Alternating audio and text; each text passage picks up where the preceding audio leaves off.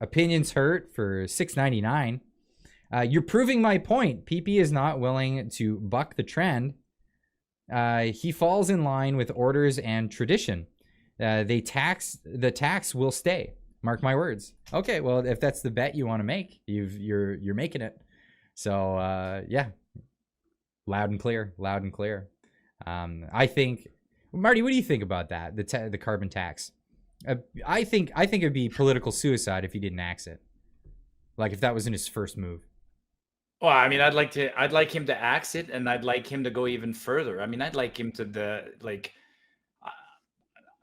I don't believe in climate change being man-made. I just don't. So I'd like him to axe it and actually speak out on this. It's an extreme position. I mean, he's political. He has to toe the line. I guess a lot of Canadians do believe in climate change, so he has to take that into consideration. But yeah, for sure, he's got to axe the tax completely.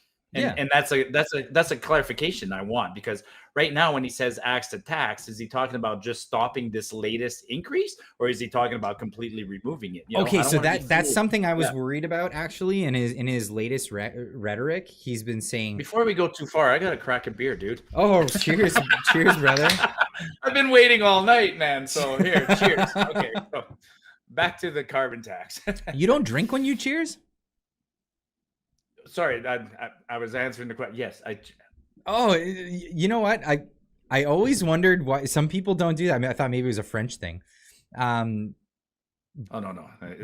I cheers normally. It was just a faux pas. Do you know where cheers comes from? Incidentally, no, I don't. So cheers came from like I don't know which country in particular, but it was the Scandinavian countries, and back Viking days. And it was basically warlords, snow warlords, right?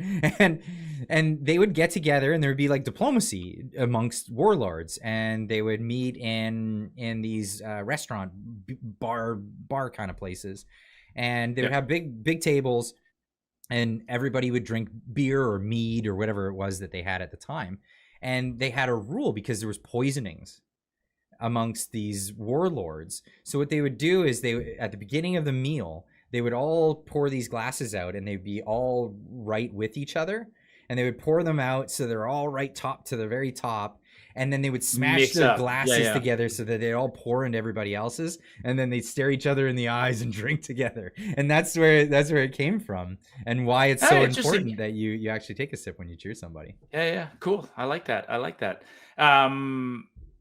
Okay, so the rhetoric that he's come out with recently is that he wants to kill the increase and then get elected to axe the tax. So he is like saying a distinction between killing the increase and axing it completely, and that's what his campaign strategy is. Yeah, no, and you and I are on the same page. I'm always wary of politicians and their speech. Like as an example, last year Trudeau was out there saying, we won't tax capital gains on property at 50%. I'm like, oh, okay. So you can tax them at 51, 52, 49, 48, or whatever. Like, you're being very specific, and you're saying you're not going to tax them at 50. I get it. And so, yeah, I've asked that question online of Pierre, and I don't have an answer. I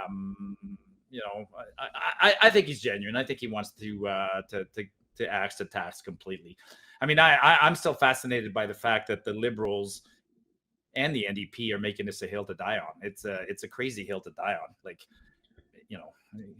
no, so many other countries that used to have a carbon tax have eliminated the carbon taxes. I mean, Australia did it, France, like so many countries did it long time ago. It's an interesting hill to die on. Totally interesting. So you're getting into kind of the point here. So before, when we had our chat on Wednesday, which everybody saw on Thursday morning, this stuff hadn't happened yet. We were talking about the vote coming to the Parliament.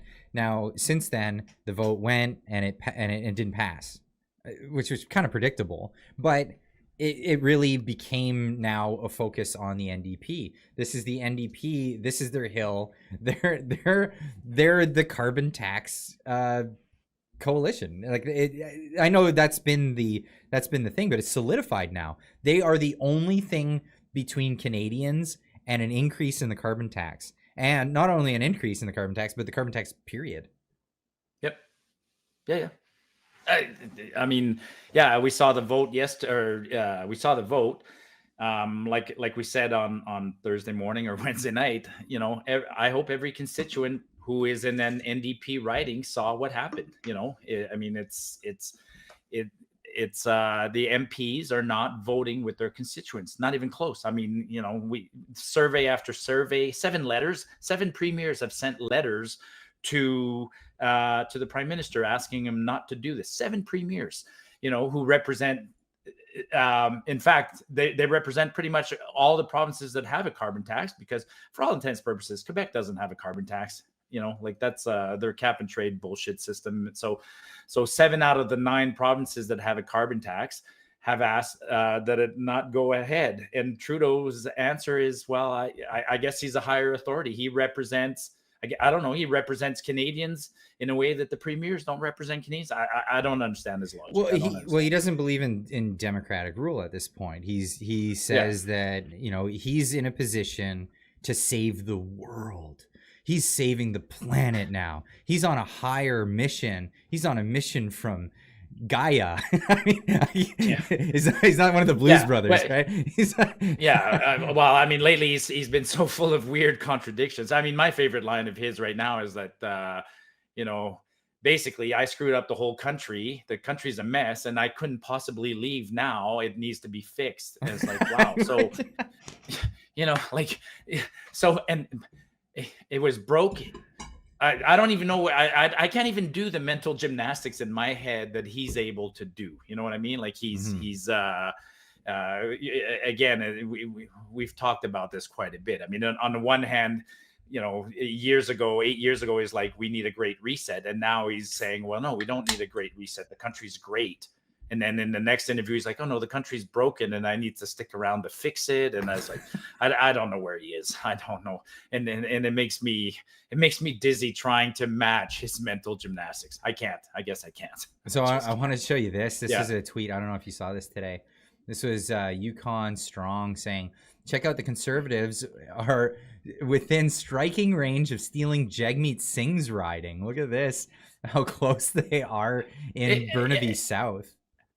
Yukon, a great guy, by the way. Yukon, he hasn't followed this very closely because it did flip. Actually, it did flip. So he missed it, but it flipped about 6 months ago. It did flip. The Conservatives these two have been going back and forth in there.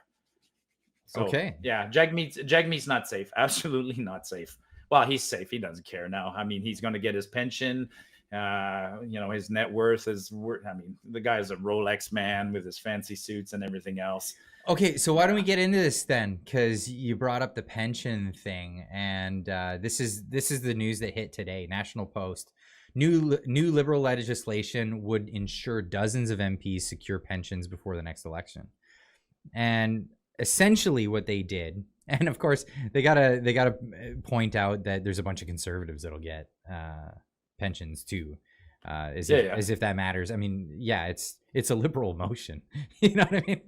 This is something that they put forward, but this I think is what's gonna be the motive for a lot of MPs to stick around until 2025 and not vote no confidence. Who cares what happens to Canada? As long as I get my payola, I'm good. And the laws that currently exist are there to prevent this. Again, it's like Canada has constitutionally, we have loose rules around elections, right? There's an election. They've changed quite a bit, but fundamentally, there's an election. The MPs are supposed to select the prime minister. Then he goes to the governor general and he says, they want me to form the government. The governor general says, yes, on my behalf, form a government. And then later on, the governor general says, I'm dissolving parliament. And it was all convoluted and unpredictable. So they passed laws to put dates, like fixed election dates, to avoid all of this. And then Trudeau is trying to play that on both sides. So as an example, when he called a premature election in the middle of COVID in 2021, 2021, he was playing games, right? He called an election 2 years in, and it turns out that had a nasty consequence, which is it meant that a lot of people had just shy of a 6-year term.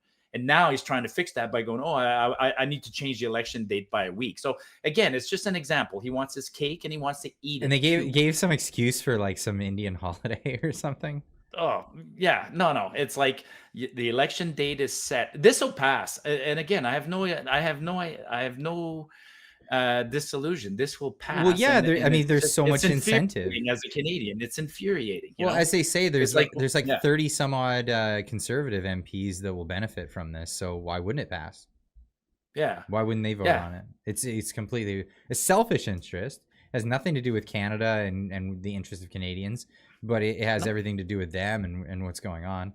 And I mean, part of the bigger picture is that this is sick. Like this is, they're doing this to give themselves this massive pension on top of a crazy salary, on top of all sorts of things. Their salary, these future pensions. I mean, like for some of these politicians, when they start collecting their pensions, and make no mistake, they only collect their pensions once they're 60 or 65.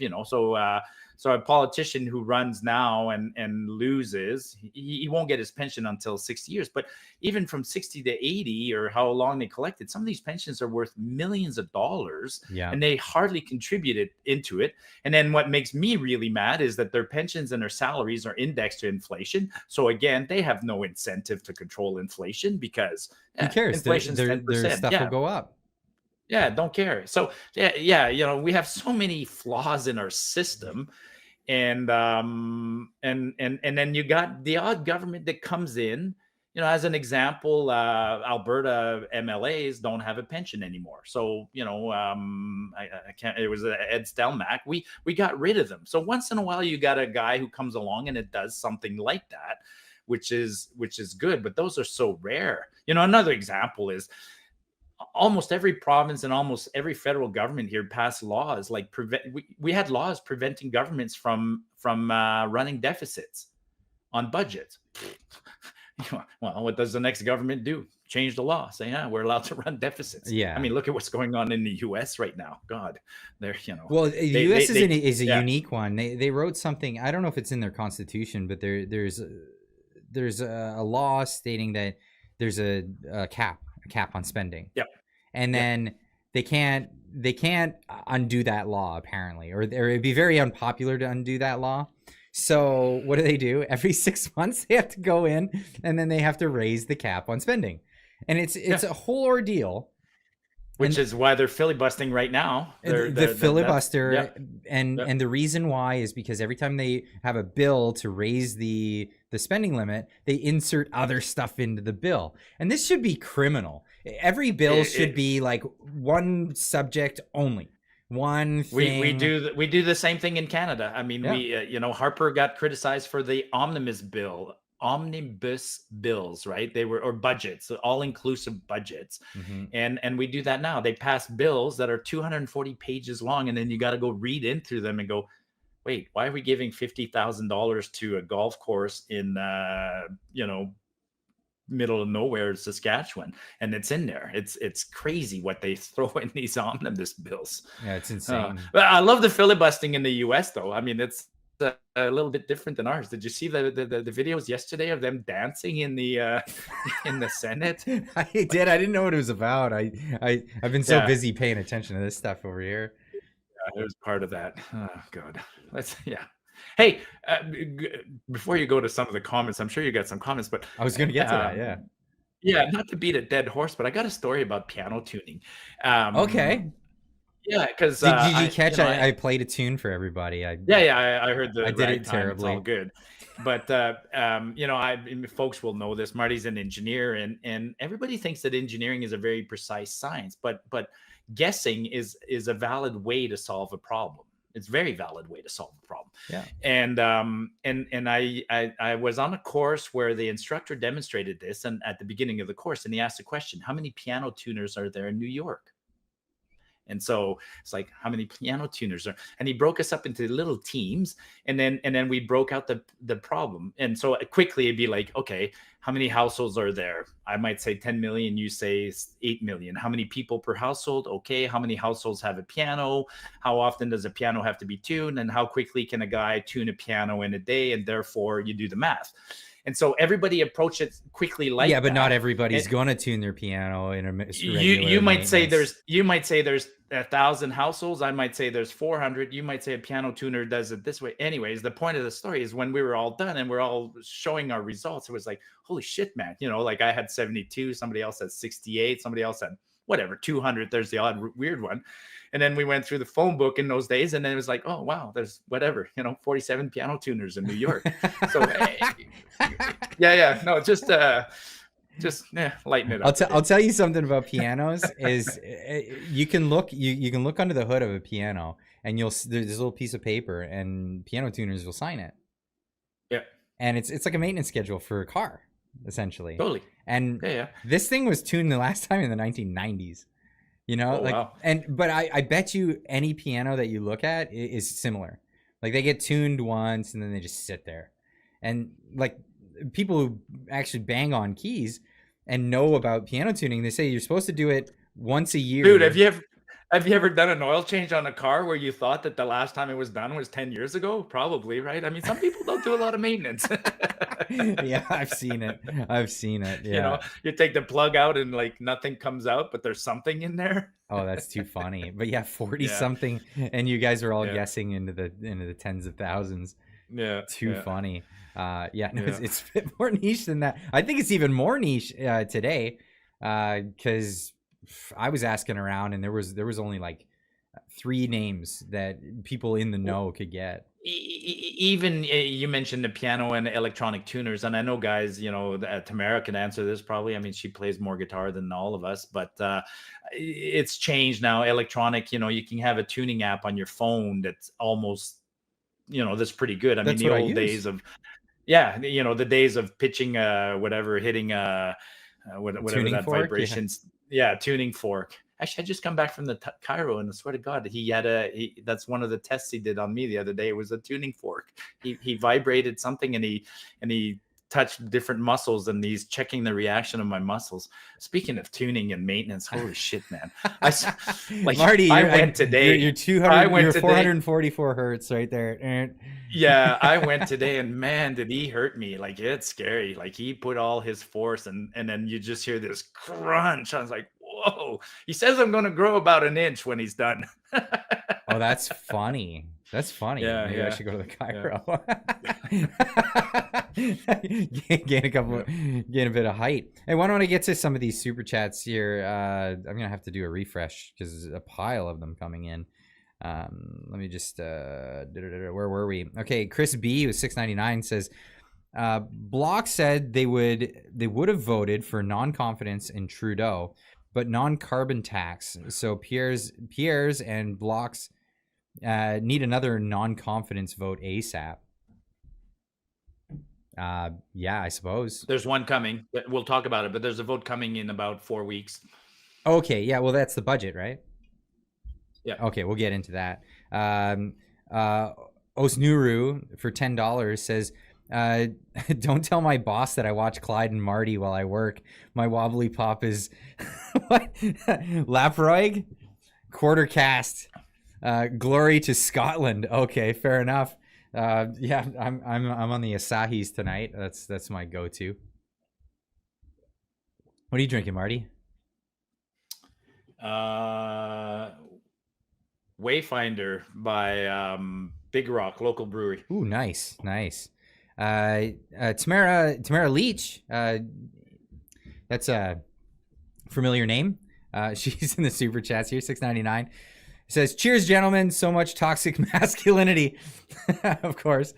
JD for 699. No comment. Just a super chat. Thank you so much. Opinions hurt back in the super chats for $13.99. Trudeau campaigned on electoral reform leading up to 2015. How'd that turn out? Someone mentioned Kuchan nuking the GST. Well, there we are 30 years later, still padding government pockets.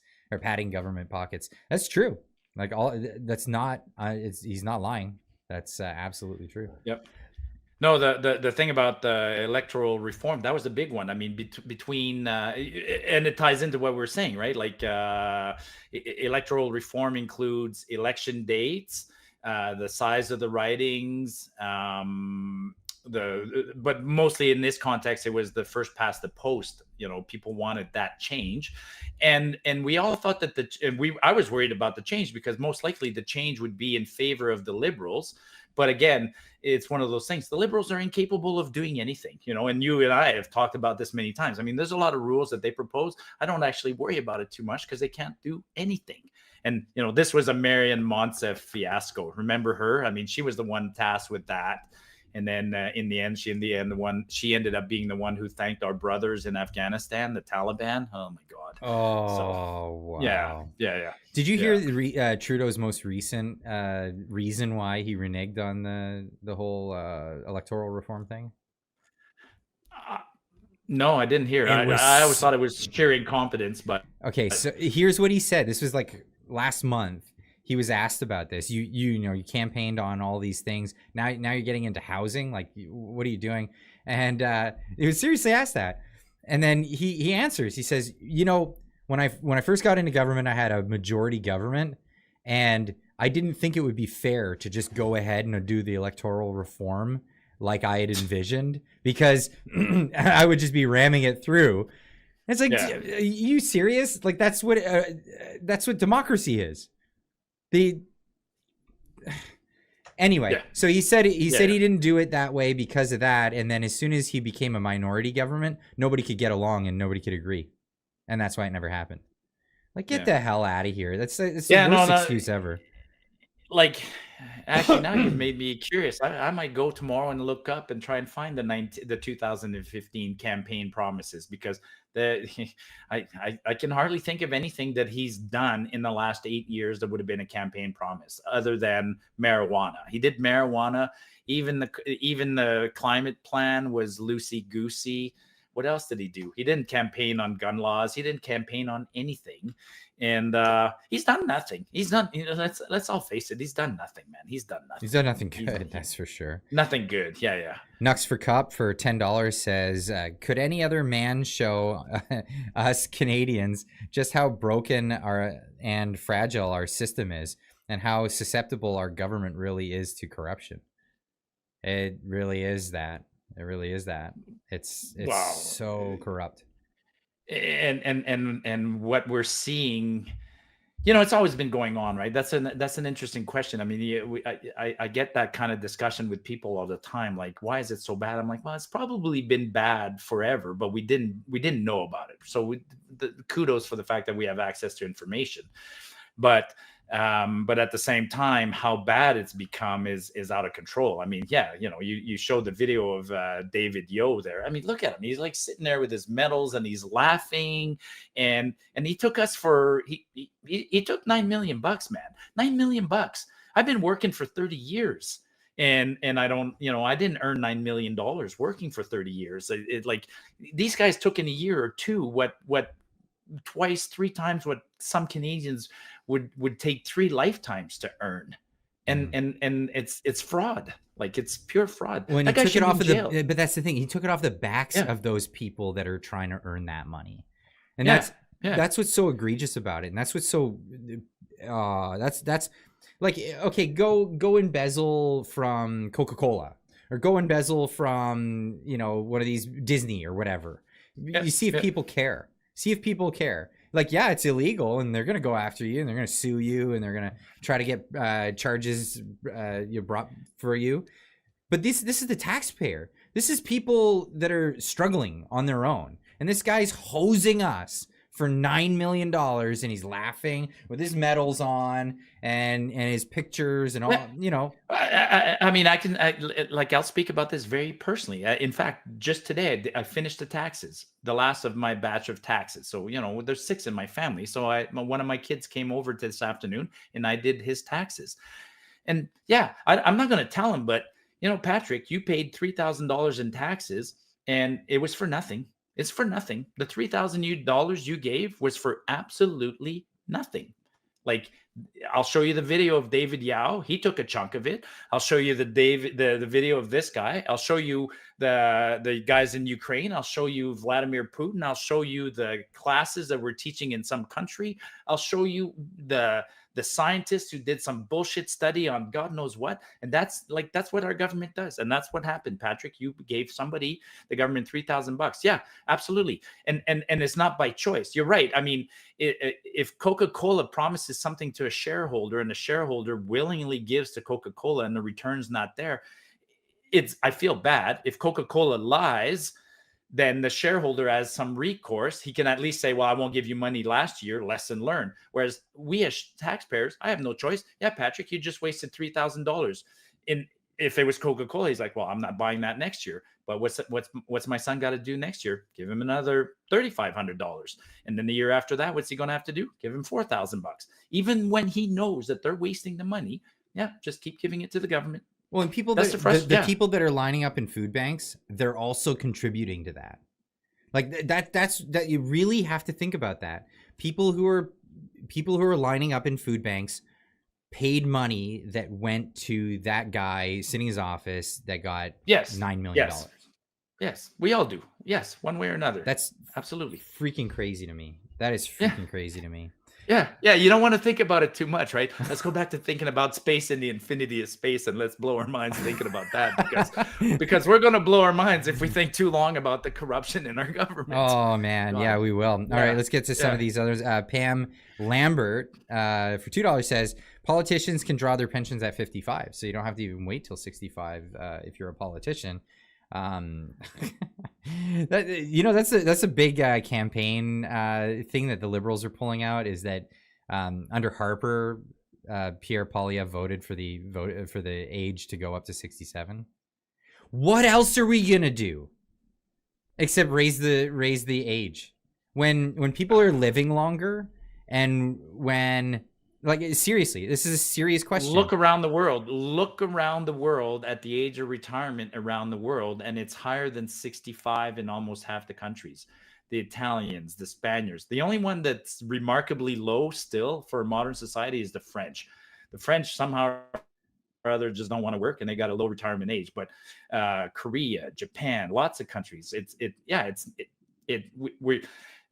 Retirement is a concept that came out in the 1930s, right? It was basically a concept for not Eisenhower. Who was it? LBJ, right? I think it was LBJ. No, not L. Anyways, we both know whoever said the buck stops here, whatever. It was an idea to make some workers come out of the system and then replace them by the younger workers, and the younger workers will retire the older workers. It worked. It was a great idea. One retiree for every 20 workers. But prior to that, for 10,000 years of humanity, there's no such thing as retirement. And then in those days, it matched. 65 was picked as a number. Wow. I mean, if you look back, when 65 was picked as a retirement number in 1960, that's because the life expectancy of a Canadian was 67. Like, the actuarians did the math. Like, the whole Canada pension was always a scam. Like, it's you're going to get it for a couple of years. That's it. So now it's crazy. Where was I? No, you're gonna get to live into your 90s, and you're Clyde. I was at an open house a couple of weeks ago, and there was a guy there who was almost bragging about that he'd been retired since he was 55 or something, and he was in his 90s, and he said, I've been collecting a pension longer than I've been working. I was like, wow, okay, good for you. Like, but you're the beneficiary because you're the guy who came in at the very beginning of that. My son, that's the other thing. I'm doing his taxes. I'm like, yeah, you paid whatever $1,200 in Canada pension plan. Good luck getting that. 5.95%. That's the contribution rate. Well, that's your contribution rate because you're still working. I'm retired now, but 5.95%. They didn't make it 6. 6 would be shocker. It's kind of like gasoline prices, right? So you contribute 5.95. It's not gonna last, man. Like by the time I'm there's 65, a CPP too. By the time I'm eligible, there's not gonna be any of it. It's gonna be gone. No, and there's already a CPP too. So the bigger, higher earners pay up to the first 68,000 at 5.95%, and then beyond that they pay a lower rate. But they keep grabbing money because it's not a sustainable system at this point. I'm gonna get to some of these other super chats. Diane. I can't pronounce her last name. I'm really bad for that. Diane, she said, just call me Diane. For $50 says, hi, Marty. Cracked my beer. Cheers. my beer is bought is bought in Alberta, so no poison in blue country. Seriously, we need sorry. Seriously, we need first and foremost integrity in government. It's the people that make it corrupt, like psychopaths like Trudeau and Freeland. Yeah, I mean, I was showing clips of them today, and the nonsense that just comes out of their mouth. Oh, It's insane. it, it, Especially Freeland. It just Trudeau is just, what do we call it? Verbal diarrhea, word salad, platitudes. I mean, the polite word is platitudes. He's been groomed that way his entire life. It's just platitudes. Like, in fact, most politicians kind of start getting that way. I find Danielle a real breath of fresh air, especially when she's caught off guard, like Kean last week caught her coming out of the hotel. Like, you catch her out of the hotel and you just put her on the spot and ask her a few questions. She's pretty good.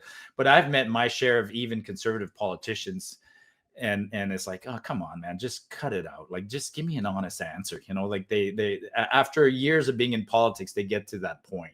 But Trudeau's in the league by himself. I mean, he's an idiot. Like, he is an idiot. He's an idiot, and he's got an ideology that's idiotic as well. He's got an ideology that he's never really thought about. It's just been put in his head, but he's never thought deeply about it.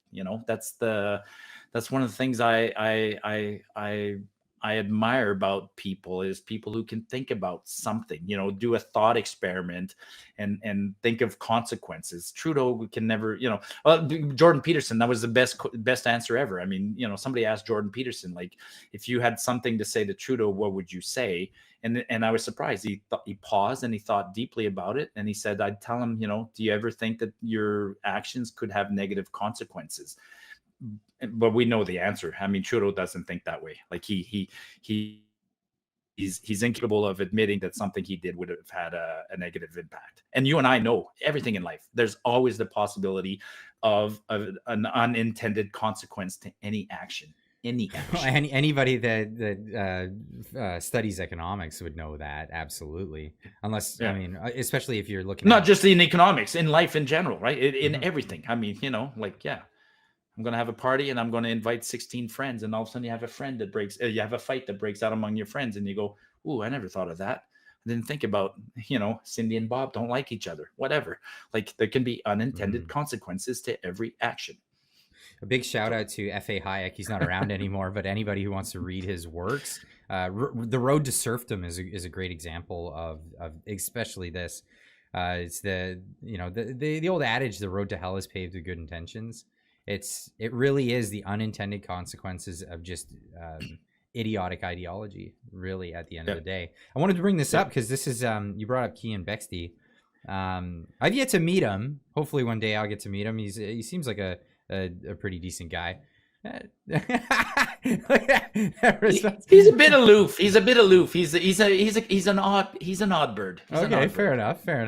Yeah. I see all these people online. I always want to, like, hey, it'd be cool to meet that person. Someone else you and I both met, Kat Canada. She was tweeting this out today. She's fantastic.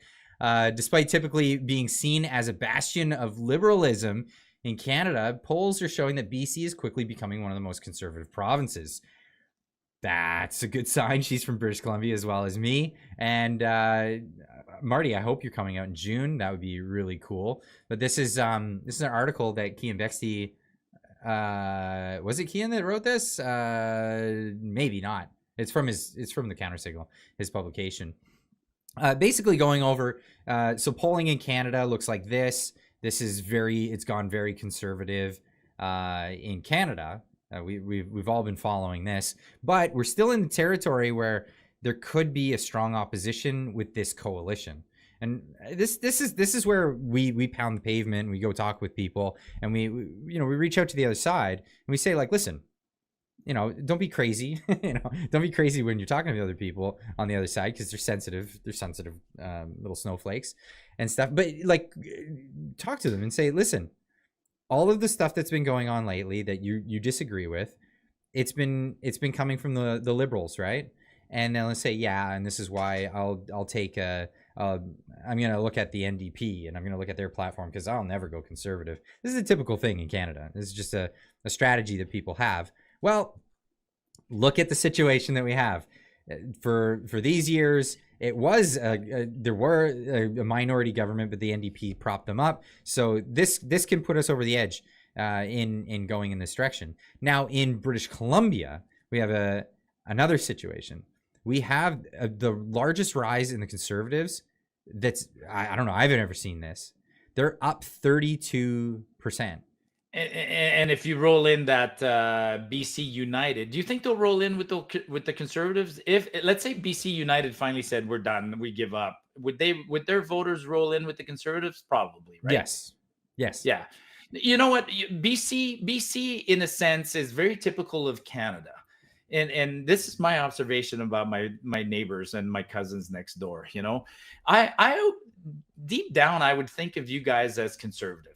You're like us. Like when I visit most of British Columbia, you guys are like us. You know, you got a lot of small industries. You're loggers, you're farmers, you're fishermen. You're just like us. Mm-hmm. And but just like us, or just like a lot of other provinces, we didn't fall for this trap in Alberta, but you guys let the socialists take over in government more easily than we did. Mm-hmm. But you went with the flow because you're so freaking happy. You were like us, you know, jobs are good. The weather's always fantastic. You guys are smoking a lot of ganja, so you're happy. There's lots of stuff to do. So we're out and about. We're doing stuff. We're out hiking. Absolutely. So you got these morons in Victoria, and that's the thing. And Vancouver, and that's generally, or Vancouver, whatever. And that's generally the same thing. It happens in a lot of provinces. Alberta being a big exception, man. As soon as the morons pop their heads, we whack-a-mole and we punch them back down. But Notley was an example. She managed to win a quick victory, and we're like, whoa, that was a mistake, and then back to normal. And that hurt you guys for a lot. Yeah, it totally hurt us from it. And so and so I'm not surprised because these socialist governments just keep grabbing and get infiltrated by more radicals. And then eventually everybody says enough. So you guys that's perfect. That's lovely. I love the fact that BC is at that tipping point, and I'm going to do everything I can support you guys because there'd be, I got a nice conservative neighbors in Saskatchewan. And if I had proper conservative neighbors in BC, man, the West would be strong. So I want to be fair, though. Yeah. So I do want to be fair. Sure. I've talked to John Rustad. At some point, I'll have him on the show. He, of course, is the leader of the Conservative Party in British Columbia. He was actually ousted from what was the BC Liberals before, which in British Columbia, the Liberals have never been liberal. They've never been really the Liberals. No. And that's what the whole rebrand was for. But during COVID, and this is why a lot of the unpopularity is coming for the BC United, is during COVID, they were fully on board with the vaccine passports, the mandates and all of this stuff. And people are like, what? Nope. And they actually ousted, I don't want to say they ousted. That was my understanding, that for some reason, John Rustad was like, no to all that stuff. And he was no longer part of the party afterwards. I'll bring him on to have a better understanding of what actually went down there.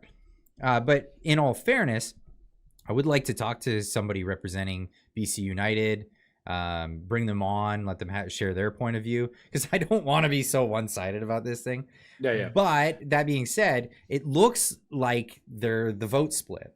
Now, before, when it was the other way around, they were saying that the BC Conservatives were the vote split. And now that it's gone the other way, it's like, well, join or get out of the way. That's why I asked you earlier on, like, where do you think their voters would go if they merged or did something, yeah. Well, I think they were trying to do negotiations to merge, and it just they couldn't agree. Because but that's the two leaders that are what's the leader of BC United? I forget his name. Bird name or whatever, Hawk or whatever. Anyways, we'll see. Yeah, but I'm not surprised. I mean, it's it's something that's been going on. There's the there's a heightened sense of frustration. You know, Canadian generous, happy-go-lucky Canadians are finally getting pushed too far, and historically, you know, you got to be very careful when you push Canadians. We push back. You know, we have a reputation of being nice, but we can turn pretty ugly pretty quickly. Well, and that's where that story from this week came out, and that was this secret RCMP report warns Canadians may revolt once they realize how broke they are. Like, how broke are we actually? And we are broke. We are broke. Oh, we're absolutely broke. Now, this report comes with some hyperbole, and it's pretty nuts. Like, at one point they were saying that because we're gonna get gnarly weather because of climate change and the forest fires are gonna be more frequent, that's why they're worried about it. That's not gonna happen. I mean, we don't see that happening. I mean, you know, we did see an increase in arson last summer. Yep. Even though it wasn't like an optimal season for forest fires, it really wasn't. No, it wasn't. What do we have now? Zombie fires? Like that's the latest term, because some of the fires apparently are still burning underground, so they're calling them zombie fires. Oh man. Yeah. So that is a thing, though. That is a thing. Yeah. There are root systems. There are root systems that catch fire and then they sit dormant. Sure. But the fire, but I mean, not there through needs winter. to be oxygen. Not through winter. Not through winter. No. You know, it'll be like a week later. It'll pop back up, and you're like, oh, I thought we put it out. Right now. I mean, we just got a ton of snow in Alberta. We got, you know, and again, people forget this. I mean, I was driving this morning, and the radio host said it on the show. He's like 42% or 42 centimeters of snow so far in March, and he said something like the average is 20. He's like, that's a bit more. I'm like, say it, dude. It's 100% more. I don't know why you can't say it. Like, it's 100% more. 100%. And it's like, you know, he's minimizing it. It's like, yeah, we because last week he was screaming, as were a lot of people in Alberta, like drought. I'm like, oh my God, it's February, I guess. Yeah, it's drought season, because everybody forgets March, April, we get a giant snow dumps and then everything's okay. He couldn't say it. He just said, yeah, it's a little bit more than usual, than the average. So it averaged out. So you had dry weather and then this whack. Yeah. But it was hilarious, like 42 centimeters versus an average of 20. And he says it's a bit more. But if on the other hand, we had 5% more fires than the year before, they'd be like, oh my God, the sky's falling. Like, that's crazy. Like, yeah, when it's crazy good, yeah, he couldn't say it. Couldn't say 100% more. Even I was like, it's 100% more. So Nux for Cup for $5 says, off topic, but shout out to Lauren Southern's post today after her difficulties in the past few years. If you have not yet seen it, it'll bring you to tears. I did see the post come up, but I haven't. I started watching it, but then it was like right before the stream, so I didn't get to watch it. Is she pregnant or something? No, like that, she was talking about a couple of colleagues that she used to work with, and I don't know the gist of it yet because it was quite a long video, and I only caught the first little bit of it. Did you see on Twitter, Mr. Pennsylvania passed away? Did you do you follow Mr. Pennsylvania? He's a Canadian, and he's a who's that? Fairly big. Maybe I'll link it later. I'll show you. But he's a Canadian account. He's a well-known Canadian account, and he had a drug overdose. Oh, that's terrible. Yeah, his brother found him with white powder in his pockets or something like that. I'm like, yeah, whatever. Oh, yeah. That's and really I think sad. he's British Columbian too. So that opioid epidemic, man, it scares me. Like, it just scares me. Here's the thing too, like, some people want to candy their nose at a party. Don't do it. The 80s are over. The 80s are over. Like that the bad stuff that shall not be named because YouTube loves to cancel videos. Yeah, just don't do it. Don't do it. It might be in it, and that's the end of you.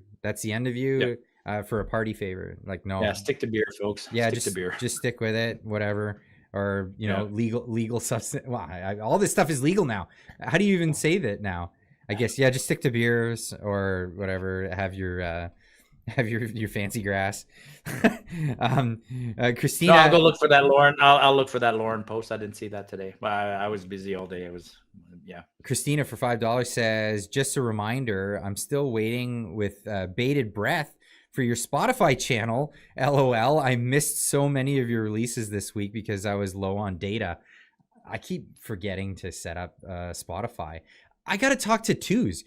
That's who I got to talk to. He does a podcast. And I tried setting up Spotify years ago, and it was like, you can't just set up an account on Spotify. You have to like do an account somewhere else and then upload it, and then it goes out for a podcast. Okay, whatever it is. Skip Twos. Go right to Joe Rogan. Ask Joe how it's done. Oh, that's Joe. Hey, Joe. You'll be like, you got to talk to Jamie. Yeah. He does all that stuff. Trav for $5 says, look into class action out of Alberta with law firm Gray Walk. Yeah. Walk, Spencer, LLP. They're suing the Fed for people affected by vaccines and mobility. Okay, I didn't know about that. Yeah, they're representing. I always forget the lady. The lady who has the droopy eye there, that was paralyzed partially. She's represented by Eva. They represent her broadly speaking. That's right. Yeah, that's part of that. Alberta, people don't talk about this a lot. I guess that's not something the media and politicians want to talk about. But I think we're leading the charge. There's more lawsuits coming out of Alberta towards federal governments and provincial governments than any other province. Like we're again, our citizens, we're standing up and we're charging.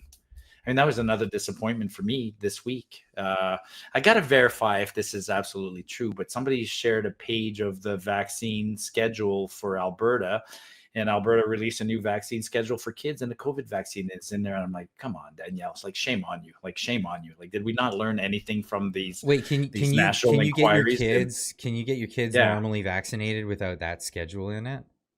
Yeah.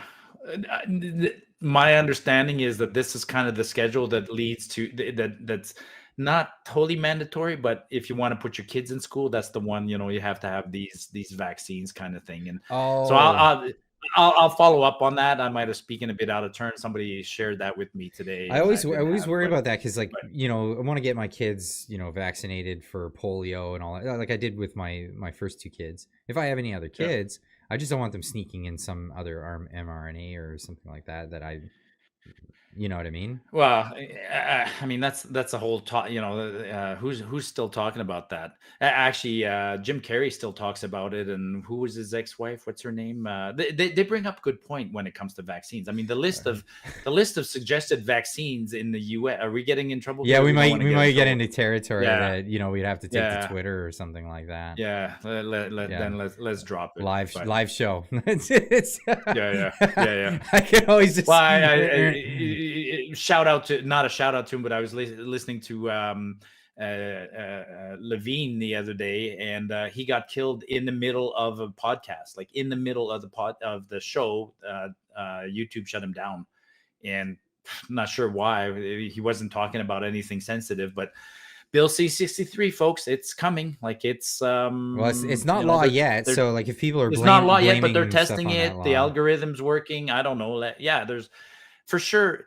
This is one of the more difficult platforms to navigate. Is this one? There's more listening here, and there's keywords. And one thing that annoys me about this platform is always the little notices after the videos. Like, God, why are they there? The reality though is that this is the platform where the most amount of people are on. And not only that, this is the platform where you're going to reach the most amount of new people with these new ideas. If you go to some of the other platforms, you might reach some more people, but they're all going to be people who've already adapted to the ideas. They already know what you're talking about. So the idea is to share this along, make it shareable content. So any of the viewers that are watching you here can share it with other people. And then you don't have to sign up for a new service or any of that stuff. Everybody's on YouTube. Just, I'll check that video out. Yeah, cool. And that's sort of my rationale, my MO here, and why I'm doing the little dance and walking on the eggshells.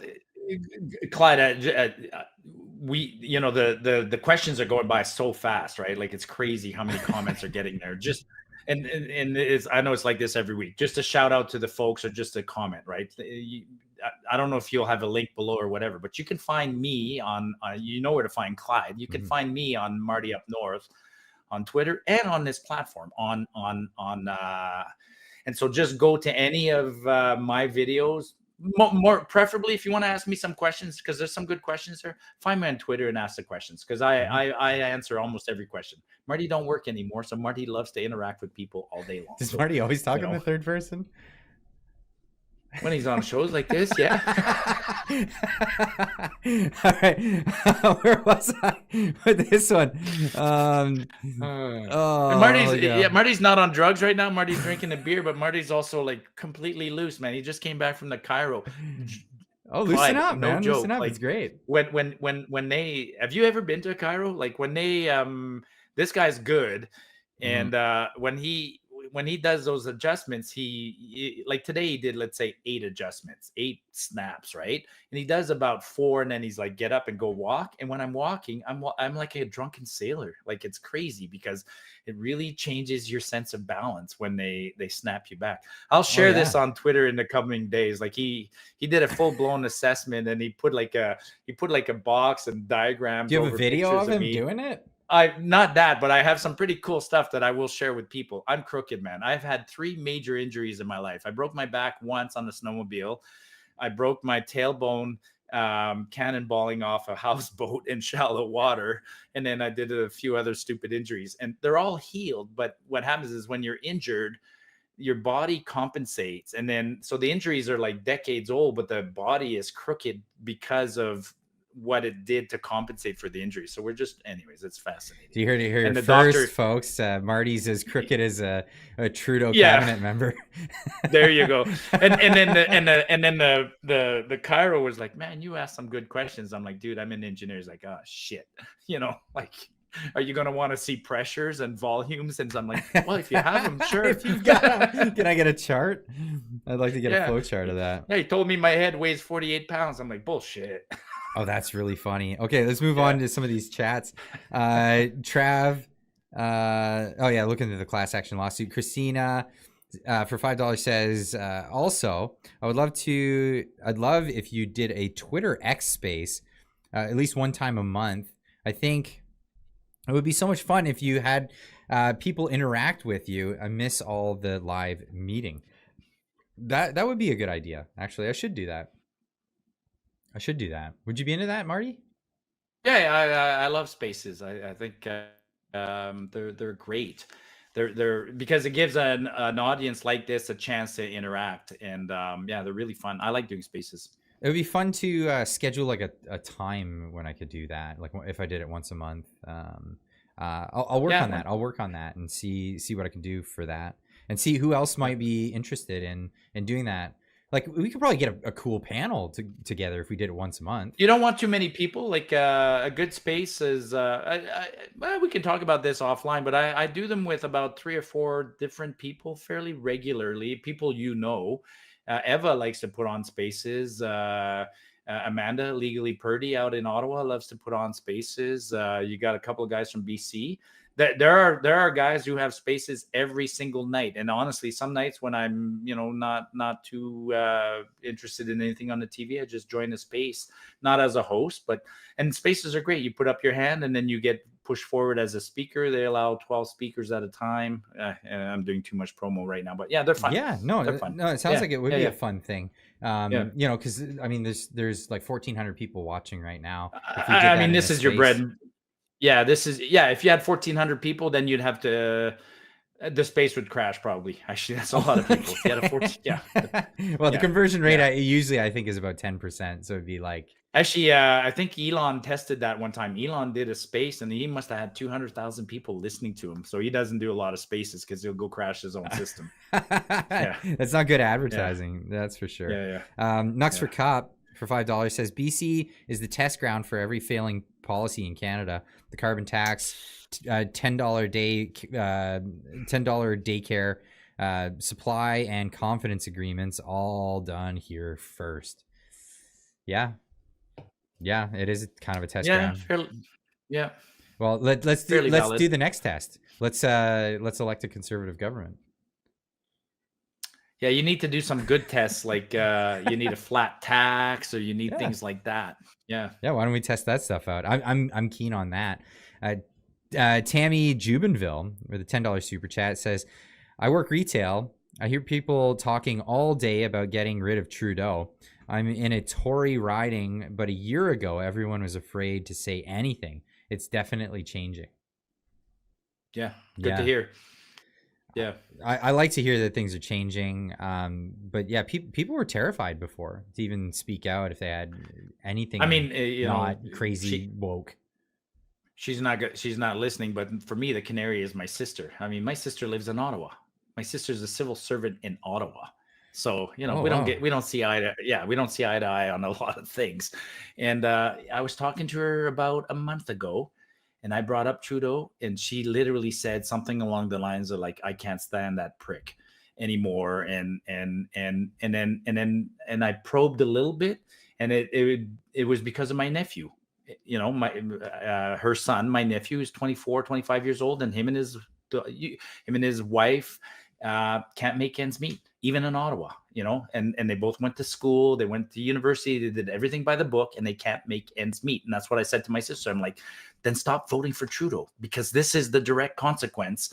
This is what's happening. And we saw the other result of that, right? We saw that probe this week. Actually, a lot of media talked about that happiness probe this week, Oh or that right. happiness report, Yeah, right? that we talked I about mean, on Thursday. young Canadians under the age of 30, of all the across the world in under 30s, we're 58. Our under 30s are 58 in the world in terms of happiness. They're miserable.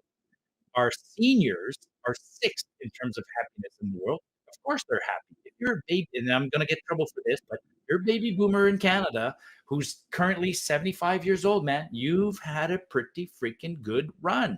And I Yeah. beg you guys, do some introspection. Yeah, you worked hard. Yeah, you had the 18% interest rate for a few years during the 1980s, but man, like seriously, look at the young kids today, and think of how depressing life is. Your life was tough when you were 20. Imagine being a 24-year-old today.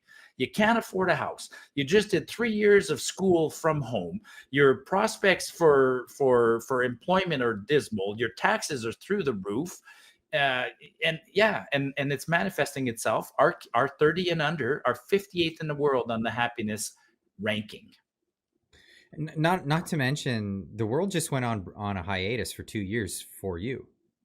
Yeah. Seriously though, like this has never For the been. boomers, you Yeah, mean, or yeah, for yeah, the yeah. For the yeah, yeah, boomers, yeah, yeah, it's yeah, yeah. never been done in history where the youth lay down everything for the elderly generation. That it's Totally. never been a thing. I mean, the youth generally will work for the elderly generation to make sure that they're doing okay, but never Yeah. give up their future for the old stock generation. Put it And put it on hold for a couple of years and borrow so much money so that this generation and the next two are going to be born into some ridiculous debt. Yeah. Yeah. No. It's I don't even like thinking about that. I don't like thinking about that, because it's no. that is, it's discouraging that well, I'll say one thing. I mean, I I'm not a boomer. I came after, and so I'm critical of boomers, but I'm also capable of doing some introspection. I had a freaking good life too. Yeah, I did have a good life, Mhm. but I'm also able to acknowledge that happenstance is everything, man. I was born in Canada in the 20th century. Like God, I was born on third base, so I'm not going to brag about hitting a home run when I was born on third base. Like, it's pretty good, and I can recognize that, and I can appreciate. I don't understand why more people can't recognize that in themselves. And then it makes me upset that my generation, maybe the one before me, we're the last generation who will have had it better than successive generations. And my father always said Mhm. his whole goal in life was to make sure I had a better life than he did. Yeah, you succeeded, Dad. Thank you. I did pretty good because of some of the sacrifices you did, and I'm trying to make sure that happens for my kids. But boy, and now I'm waxing poetic. I shouldn't be fighting anymore because I'm bordering on retirement, and people ask me that. Why are you still political, Marty? Why are you still fighting? And I say I'm fighting for my kids, and people go, well, your kids are 24, 25. 30. I'm like, why are you still fighting for your kids? I'm like, you're right. In the past, once my kid were 18, I would have said you're on your own. But it's so, the battle that they face is so brutal that I have to fight alongside my kids for their future because it's not secure. It's not. Now we're really waxing poetic. But yeah, that's how bad it is in this country. We're screwing up our kids, man. Our kids don't have a bright future. Look at my neck. I'm getting mad thinking about this. I'm getting all red. Our kids don't have a bright future. Now That's this isn't bullshit. just. I'm gonna pull out the not everybody trope, right? Not all. Yeah. Like obviously, like we're talking about things in generalities. So Yeah, in like, generalities. if you're a baby boomer and you did everything right, we're not blaming you. We're not, No. That's not the way it is. And no, I wouldn't play that game. I mean, I talked about it earlier in the stream. Speaking of people in group dynamics is really asinine. At the end of the day, my beliefs are that you could take intersectionality and all these other wokeisms, root them down to their basic fundamentals, like go all the way to the inevitability, and you'll end up with everybody is unique in their own right, individual, and the individual is the thing that needs to be protected in society. Okay, I'm on board with that. If we can agree on that, then let's go. We're good. Group dynamics, no, I'm never going to get on board with that. So like blaming the boomer generation as an entirety it's asinine. But at the same time, gotta realize, like, you had it pretty damn good. It's not your fault, but you had it good. Yeah. No, you can't blame entire groups for anything, but it is okay in some instances to put people in a group and talk about some of the things. Like here's another group. I mean, is it wrong to talk about, let's say, civil servants as a group? No, I can address civil servants as a group and some of the problems that are created because of large groups of civil servants. So yeah, I'm not blaming them for whatever, but I can attribute some problems to a certain group. It's I pissed off a lot of people this week when I've done it before. I've been very critical of boomers because I do think that I'm a little mad, perhaps maybe a little bit jealous, who knows, but I do think that they had a pretty good run in this country. The last war was in 1945, and then the next one after that there's a small one in 52 for us, and then one in 2010. So and for there was a long peace and a long period of prosperity, and there's a large segment of the Canadian population that enjoyed a really good life. I'm defending the young. I feel bad. I mean, and it was funny because even today, StatsCan, I tweeted about this. StatCan today released a report on it appears that that post 2020 graduates are having a hard time. I'm like, no shit, cowboy. Like, no shit. Like, oh, shit. No shit. Actually, there was something that came out today I wanted to talk about. So this is hey, before we forget too much, we need to go back real quick. How long do you have, actually? I'm good. I said I'm not going till 2 a.m, but I'm happy. I might have to flag my wife down or somebody and bring me another beer. I was thinking about doing that. Yeah. I was thinking maybe we could take an intermission just real quick so we could both grab a beer.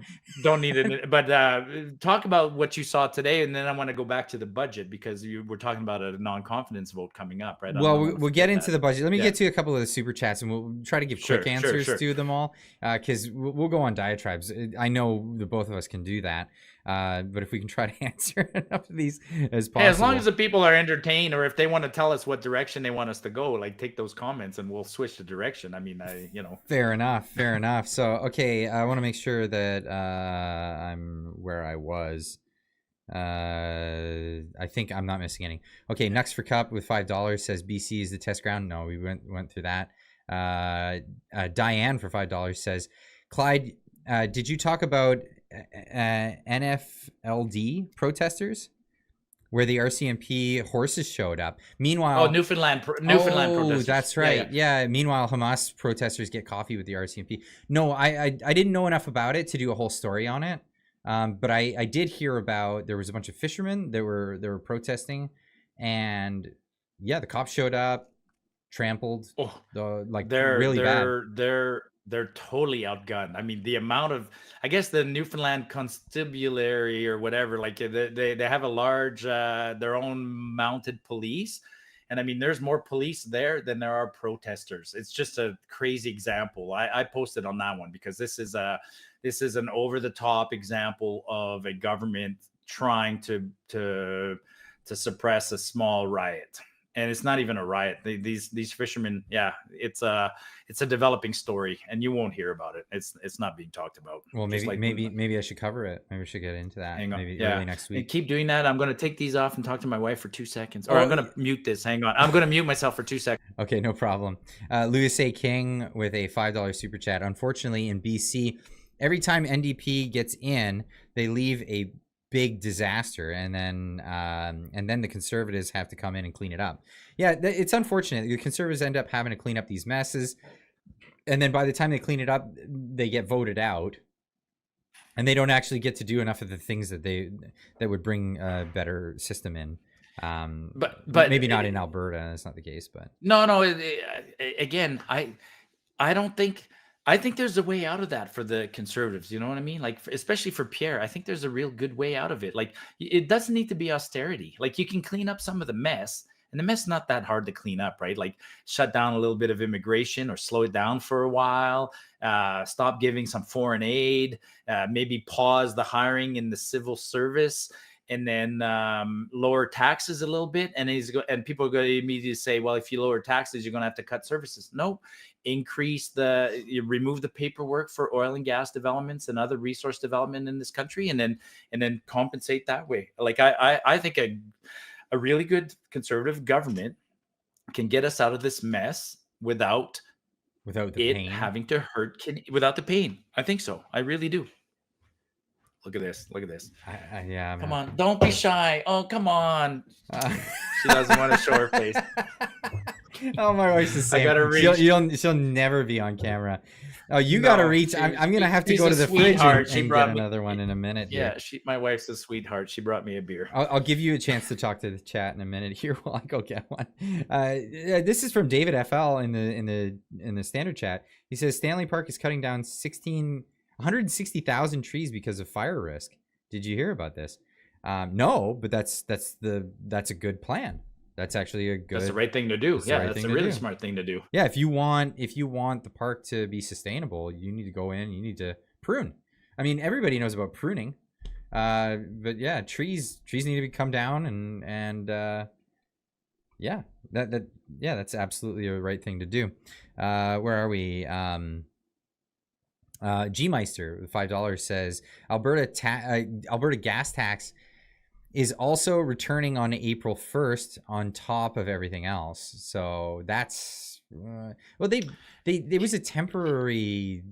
It might only come back temporarily, right? Like yes, Danielle. No, I mean, taking it away was a temporary thing. That was a temporary measure. It was a temporary thing, but it was a temporary thing with a condition that said we'll remove it as long as the price of oil is at a certain threshold. She brought it back, and now I think that price of oil is going to go back over that threshold, so she's probably going to have to remove it again in June, the way things are going. So I'm actually not happy about that one. I still think she should have left it off because Alberta is looking at a $5 billion surplus. So I don't know why. And her justification is she's just going to put it into the whatever our heritage fund, the surplus, and yeah, we'll see. Hey, Marty, while I go get one, can you mind the chat and talk to everybody? Sure. Well, it's difficult for me because there's a lot of lag. Yeah. No, okay. I'll keep talking. Like I got no problem talking. Yeah. I'll be right back. I got no problem talking. Actually, I'll talk about the trees and the so-called pruning. Here in Alberta, we had two major forest fires that had disastrous consequences.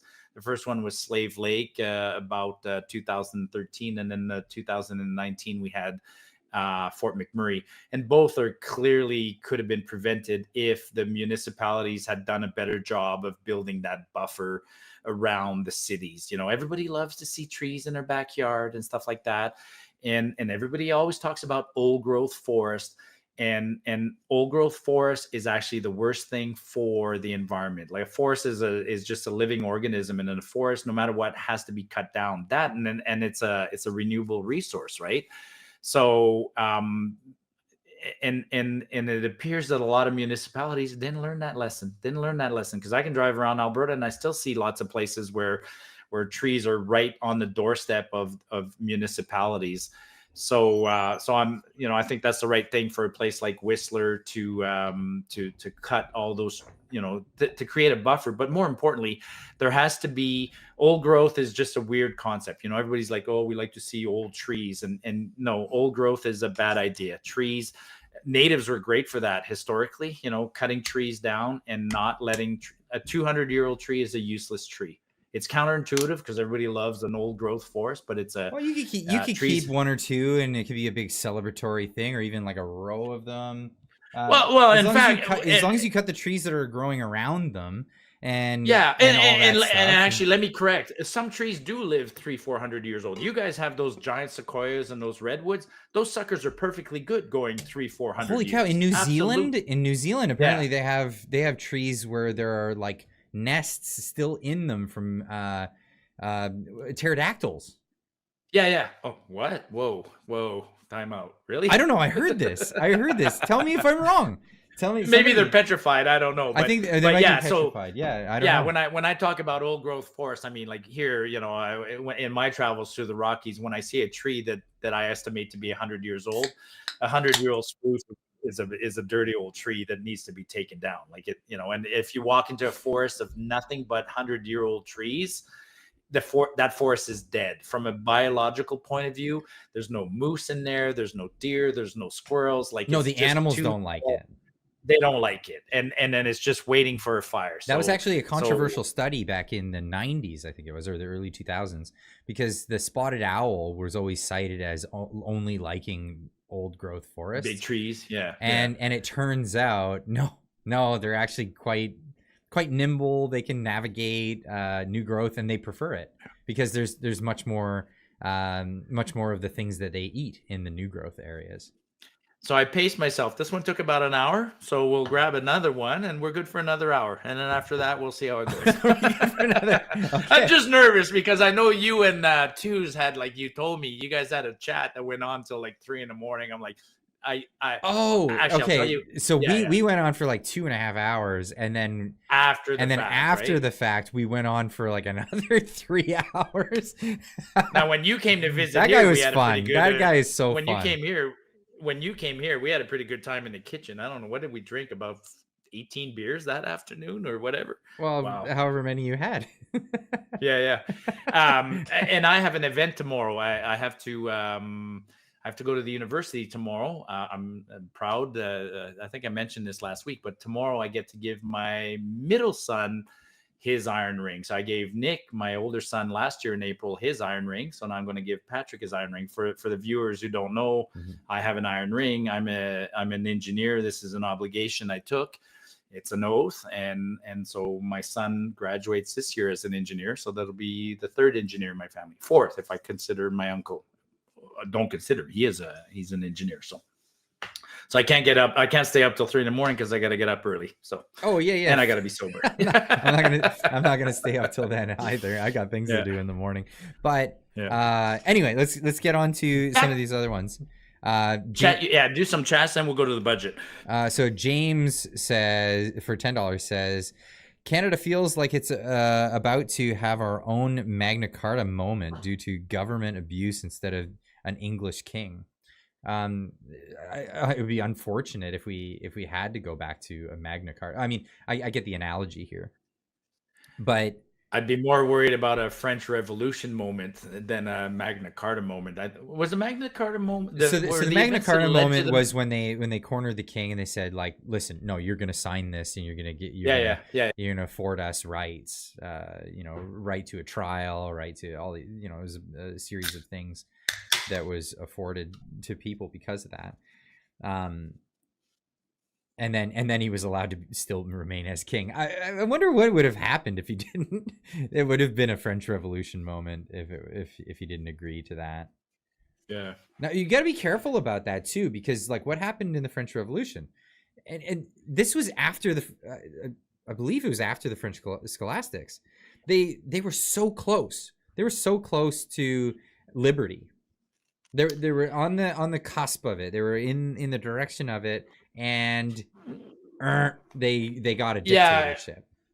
and similar to the French Revolution is often thought of as a single event, you know, the Bastille Day, July 14th, whatever, 1769. But no, I mean that was the start of it. But the French Revolution, like, it waffled back and forth. I mean, they sort of semi brought back the royalty, and it took a while before the France finally settled in as a republic and got everything straightened out, right? I mean, from that, you know, there's a 50-year period there where it's a pretty tumultuous, you know. Well, the Napoleonic wars were part of it, so yeah. Well, that was conquest. That was going into new conquest as a dictatorship, which I mean, this is why people that say that, oh, I want to tear it down, we'll rebuild it.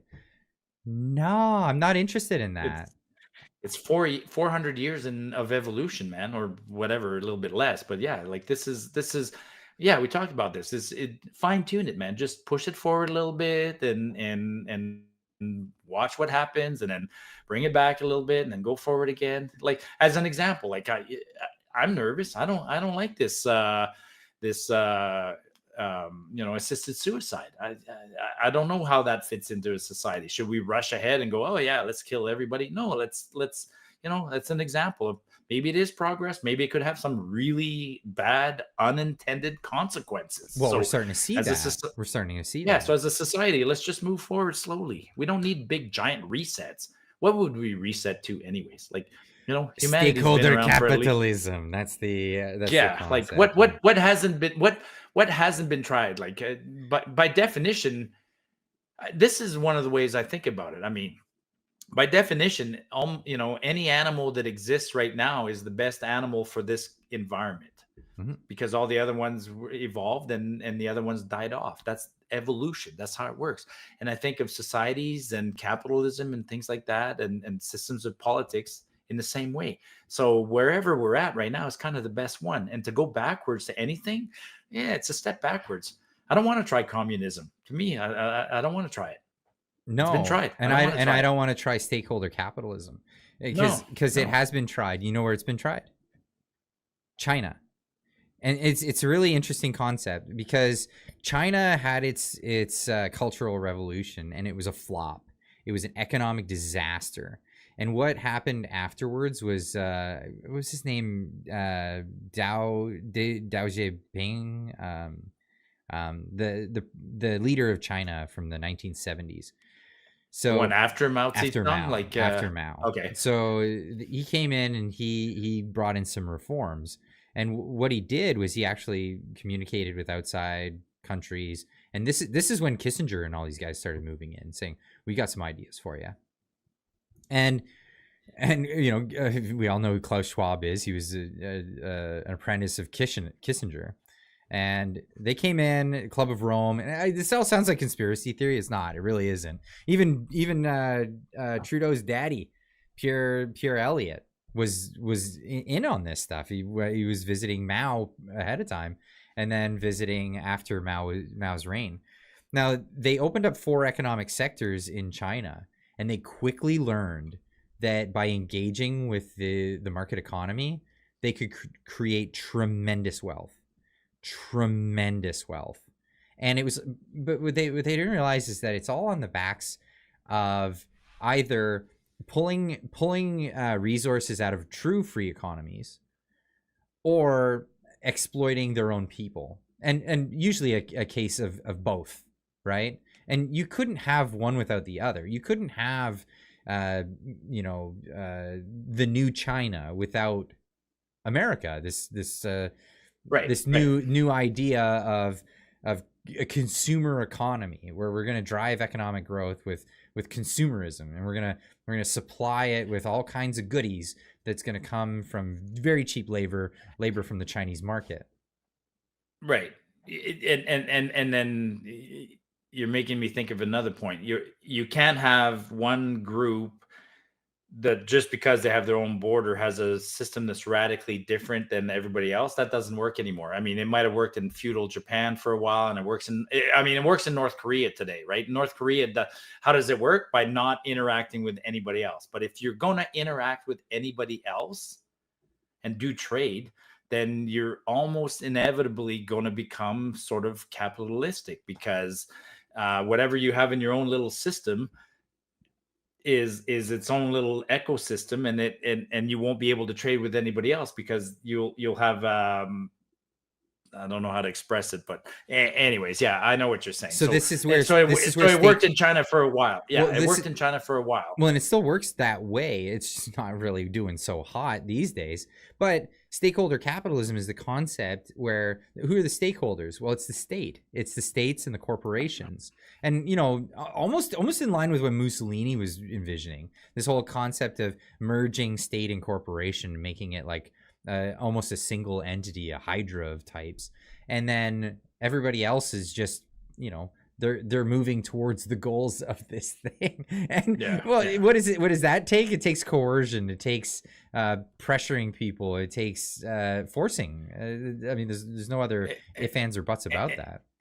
And then it takes a constant monitoring, because as soon as you stop monitoring it, there's little pockets of call it resistance that start to happen, right? Russia experienced this, and I'm sure China experienced this. All of a sudden, you got somebody who steals an egg and brings it home and raises a chicken and hides a chicken at home, and then has 2 chickens and 3 chickens. And then the other guy who stole a couple of seeds and is growing tomatoes will say, "I'll trade you some tomatoes for the seeds." And so there's a black market that evolves outside of the main system, and before you know it, the market takes over, and you're back to a capitalist style market. Well, yeah, I like to just look at it as the natural economy. The natural economy, the evolution. Yes, it's where it happens. Economies don't happen because of decree. There's no central authority that makes an economy occur. Economies occur when there's an absence of something that's trying to control the economy, and that's the economy of the probably the most beautiful economy would have been the economy of the year I don't know, 200 after BC, or 200 BC or AD or whatever. There was a moment there where, from an economic point of view, that was a beautiful economy. But then from a social point and a surf point, there are things we can learn from the past. There are things we did in the past that worked very, very well. I mean, it's back to the discussion of the two extremes, right? An extreme of 100% government and an extreme of no government and anarchy. There's some pros to anarchy.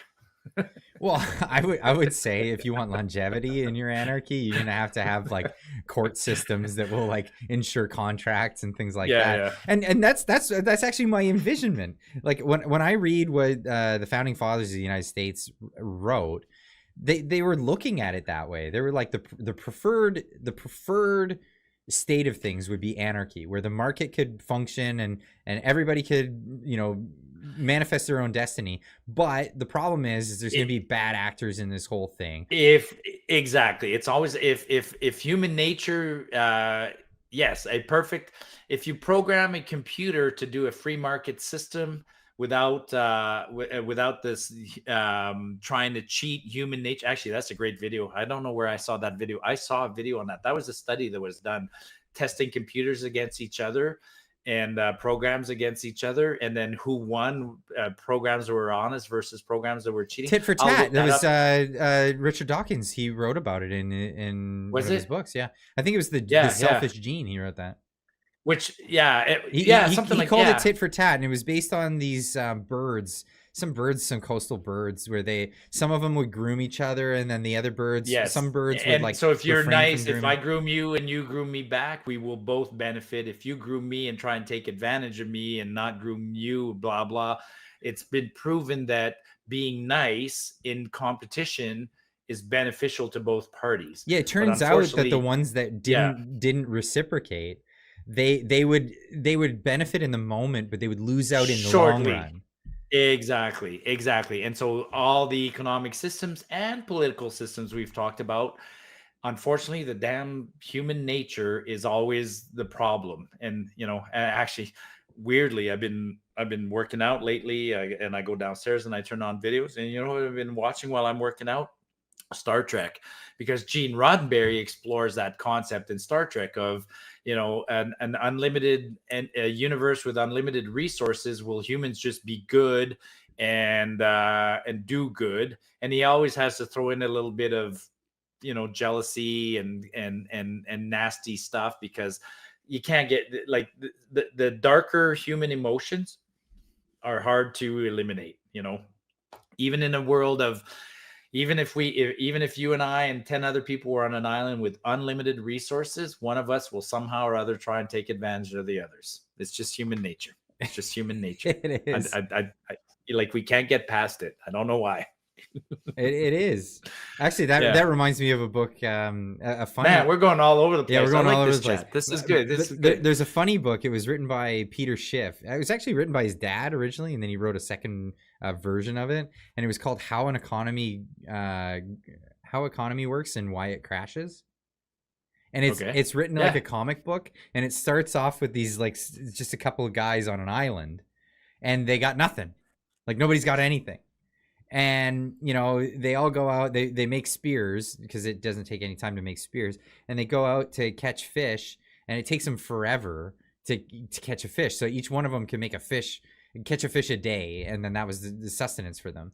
And then one guy, he forgoes fishing one day, and they're all like, what are you doing? Like, haha, we're eating, you're not eating. But he forgoes that to make a net. He spends a whole day making a net. But after that, now he's catching like 3-5 fish a day. Right. And then it expands on that, right? So it's the whole idea of capital growth and all of that, and then growing the economy and the benefits that other people end up getting out of it, and then the means of exchange. Anyway, great story, great read for people if they're interested. Yeah. Again, one of my favorite modern Canadian is Jordan Peterson, and he talks about this typical subject all the time too. That if you let humans try to do good, we all benefit better. Which brings us back to, now we got this bullshit government like this that does the opposite. That's just stifling us. Well, it's worse. It's not just stifling us; it's pitting people against each other, and then that causes more animosity, causes more animus. And it gets people thinking like, well, if I don't consume what I need to get in the moment, then somebody else will take it. And it actually fosters an environment of overconsumption, which is awful. Yeah. No, you know, I love this chat. Like, you know, you can play these games on a micro level. You can play these games on a micro level. You know, you can go to a restaurant with 5 buddies, and you can say, are we splitting this 5 ways, or are we putting it all on one tab? And some guy will go, we're putting it all on one tab or whatever. Okay. Okay. So I'll have a round for the table, another round for the table. Bingo. Exactly. So then you're like, oh, I'm not really hungry. I'm just going to have, I just wanted to have a BLT. And then your 3 buddies order like triple cheeseburgers. It comes to you. What do? Now I'll have a triple cheeseburger, because we're splitting the tab 5 ways equally, and if I only have a BLT, they have cheeseburgers, I'm gonna get screwed out of it. Yeah, I didn't want to consume all that, but I'm gonna have to consume it. But now I'm gonna spend more. Why? It's like, wow, human nature, man. Not only am I gonna spend more, but I'm gonna consume more. Yeah, unnecessarily. 2 things that I didn't need. Yeah. Hell, I wasn't even hungry, and we're sitting down, and now I'm eating, spending more, and eating more. Great. That's the nature of it. That's where we're at. Yeah. Holy cow. Yeah. Let's catch up on some of these chats. Sorry. We got Kathy in the super chats, $10. The youth being unhappy, the government blaming the boomers is a Star Trek episode. Okay. Where the elderly are required to die at a certain age. This is planned near the future. Oh, that's a utopia I don't want to live in, or a dystopia. Oh, that's Brave New World. That's Aldous Huxley's Brave New World. That's Logan's Run. Logan's Run was the same topic. It's very common topic in literature. But is that not the inevitability of this kind of thing where they refuse to raise the age for retirement? People end up living longer. And then the only answer to that, because it's unpopular to try to raise the age, is to go, well, maybe end of life, it costs a lot of money to take care of them. Like, this is where you get into moral conundrums where you wouldn't even dare think about it if you were just responsible for your own actions. But as soon as it's I mean, externalized onto somebody else, then it's like, okay, now as an aggregate, we're gonna think about these things impersonally, and we're gonna espouse these ideas. It's terrible. yeah, like in Logan's Run, people go find it. Go, you had a diamond or a crystal on your hand, and when the crystal started flashing red, that means you had to go for a rebirth, and you show up at the carousel, it was called, and then people would float up and you'd get zapped by lasers, and everybody cheered that you were being reborn. You're just being suicided or killed. And so then you look at what we're doing today in society with MAID and other things. Well, let's talk about this. I mean, it's been 3 years in a row. The numbers just got released, man. The life expectancy of Canadians has dropped for 3 years in a row, and people go, it's because of COVID. It's like, no, no, no, no, no, no, no. Life expectancy at birth. So life expectancy of a Canadian born in 2023 or 2022 is lower than a Canadian born in 2020 or 2019. Right. So it's not because of COVID. This is a new Canadian who wasn't exposed to COVID. They're already factoring in the impact of assisted suicides and drugs and other things and in the life. But on the flip side, I see that. I wonder, like, are we doing something to the old people? But at the same time, I look at what we're doing to the young people. It's like, God, like, are we doing something to the young people? I mean, the drug epidemic to me looks like it's purposely targeting young people. Like, call me silly, but um, yeah, population control is a real thing. I think it's a real thing. Yeah, Now we're getting dark. that's Yeah, dark. now we're getting dark. That's Yeah, dark. let's pop out of this. Read some questions. Yukon Let's go back to J. the budget. I want to We'll get back to come back to that. the We'll get back to that. yeah, Yukon yeah. J for $20 says, until we stop allowing Quebec to demand and dictate to the rest of Canada, I don't think that we can fix things. I say this as a Quebecer twice and experiencing the corruption and anti-English Canada/Canada by Quebec government firsthand. I mean, you and I, we've both talked about our kind of disdain for the separatist movement in Quebec, and openly say, well, if you want to leave, by all means. I mean, now that's tongue in cheek, because Yep. people obviously want to stay and that live in Quebec, and like I don't know what the numbers would be. 2 referendums and they voted to stay. The the separatists are not a majority at this point. They are becoming a majority. I mean,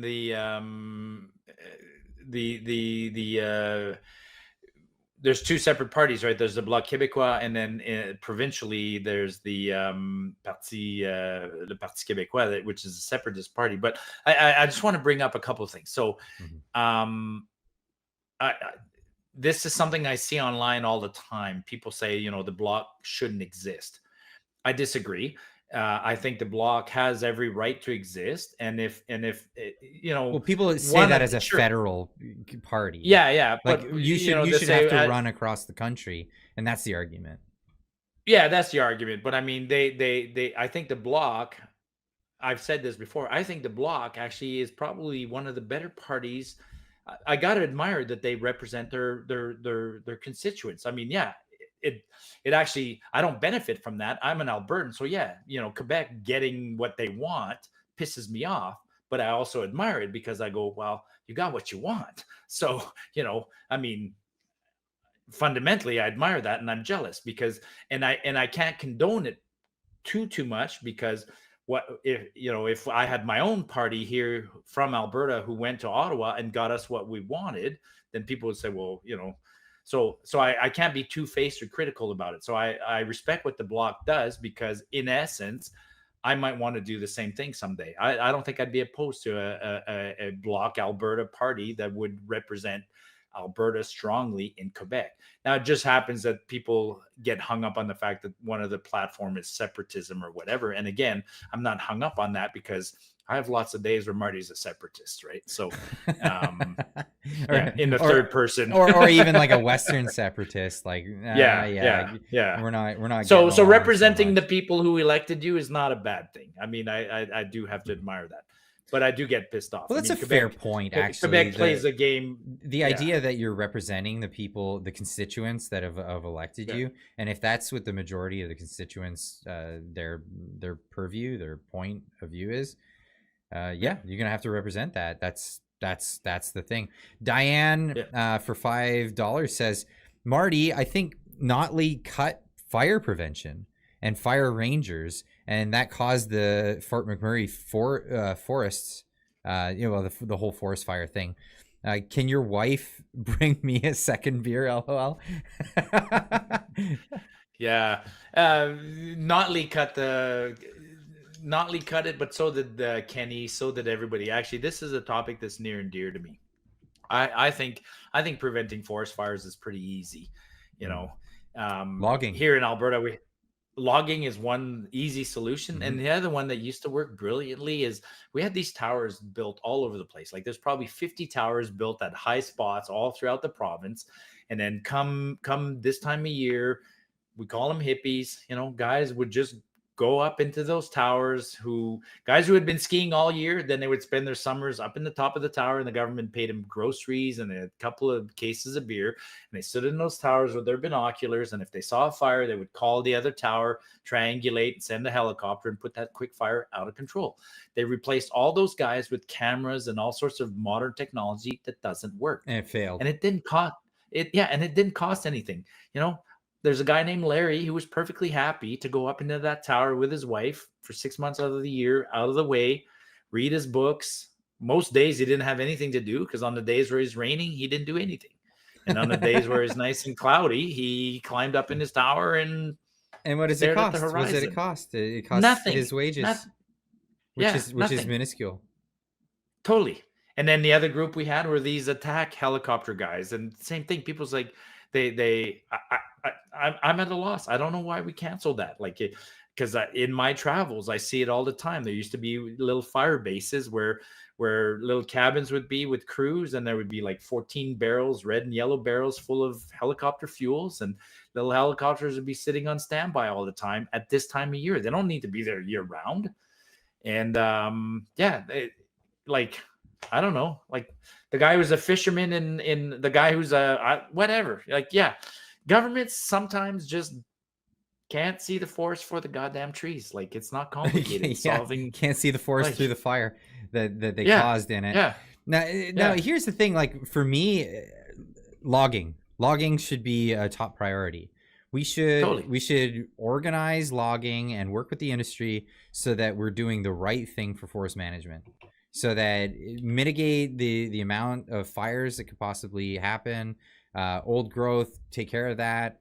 These guys are experts. They're experts in their field. They should be the top consultants of all of this. But right now, our government, they just want to ignore them completely because they have some vilification. We have Guibo, who's an activist, his organization, Greenpeace, is known for spiking trees and trying to maim loggers in their job. Like, for people who don't understand this, spiking trees is so dangerous.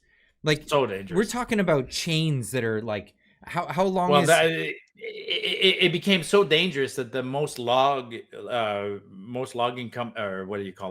sawmills now have x-ray machines.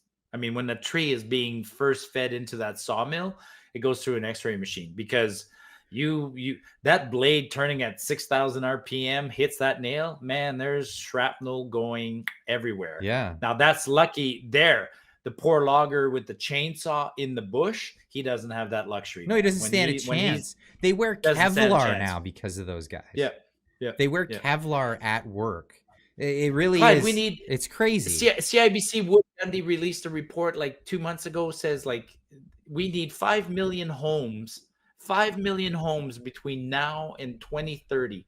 5 million What are we gonna homes make to them match. with? What are we gonna make them with? Wood, and it's right there, and it's a renewable resource. I know, like, I mean, you know what I do for a hobby, right? I go hiking all the time, and when I'm hiking, what do? I leave my stove behind, and I burn branches. I have a little saw. I saw a little dead tree here, or pick up branches, and then I make fire. I get criticized all the time on YouTube. It's like the Why? number 3 complaint I get. You shouldn't be burning trees, blah blah blah blah blah. I'm like, You because kidding? they're going to say I'm burning trees, I'm contributing to pollution, I'm leaving a firing, whatever. I'm like, I'm Well, damned if I every do. time I go camping here in British Columbia, I send the kids off and they go grab like tree Clyde, branches that have snapped they off of want me to trees. bring they It's want me fuel. to bring my It's it fuel. is and it's a renewable resource. So I'm like, what am I supposed to do? They're like, well, bring your propane. I'm like, but I can't drill. Like, I'm damned if I do and I'm damned if I don't. And like, Oh like wow. Clyde, that's the level of humanity, man. Like, humans have forgotten so many. Like, actually, people, like, go look at my YouTube channel and entertain yourself. Watch some of my videos. I get like, I drink water from the creeks. And people go, "Oh my God, you're gonna get sick." I'm like, what do you think our ancestors did, right? Like, what do you think? I'll bring unrefrigerated sausage. Okay, that's Marty's famous for. Man, you got me talking in the third person a lot. I got to catch up on some of these super chats. Hold on a second. Yeah. Tamara Leach with the 279 super chat says, Dwayne says it's time for a piano interlude. Yeah, I don't know about that. We've already featured that. We've already done that one. She also had a 13.99 super chat saying, can I just give a shout out to everyone who hit the like button? 1.5 thousand likes. Clyde is doing an amazing work, and each like helps spread his channel. Thank you so much. I really appreciate that. That's amazing. If there's more people that haven't hit that like button, get in there. It helps out a ton, and it gets the message out there even further. I got another one from Ginger Snap Zed for $5. Says, do you think you will do a segment on Bill C-22? It's what? Bill C-22. It is no law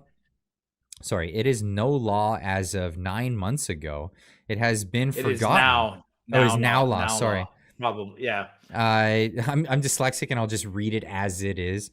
No, she said no, but I'm guessing she meant now. Yeah. It's now law. So it's now law as of 9 months ago and has been forgotten. It's been hidden from the public. So cruel. What is Bill C-22? Yeah, I don't even know that one. Let me just search it up real quick. C-22. But while you're doing that, let me just finish this quick thought. Like, people have asked me, for instance, like, so I bring sausages, right? And people go like, aren't you afraid to eat unrefrigerated sausages? I'm like, do you understand that making sausage was a way to preserve? It's how you cure meat. And same with cheese. People like, you bring cheese and you don't refrigerate your cheese. I'm like, cheese doesn't have to be refrigerated. And so, and when I see, a lot of times when I see comments, I don't respond because my first thought is like, oh my God, we're doomed. We're doomed. Society has forgotten everything. Like, we're doomed, right? Like, we're doomed. We're doomed. Like, you eat unrefrigerated foods. Yeah, I eat unrefrigerated foods, people. Like, my grandmother didn't have a refrigerator. What do you think? And she survived. So I didn't know about this. Summary of the Canadian Disability Benefit Act. The following summary provides an overview of the Canada Disability Benefit Act. This summary is not a legal document and is not intended for use. Yeah. Introduction, definitions, preamble. The purpose for the act. The purpose of the act are to reduce poverty and support the financial security working age of the persons with disabilities. See, here's the thing. The government will give you a preamble of what they say that it's about. Like Bill C-36, for example. We're about saving children and reducing harm. Well, that's not what's actually in the bill, right? I'm gonna have to look into this. I've never heard of C-22. Sorry, whoever asked the question, but that was Ginger Snap. He asked if you were going to do a show on it. I mean, it's. Yeah, sorry that I don't know anything about it, but now it's on my radar, and I have the purview. and ability to look into it. We got Roscoe Pico, Mr. Roscoe Pico. Yeah, he's always on there, cute, isn't he? cute.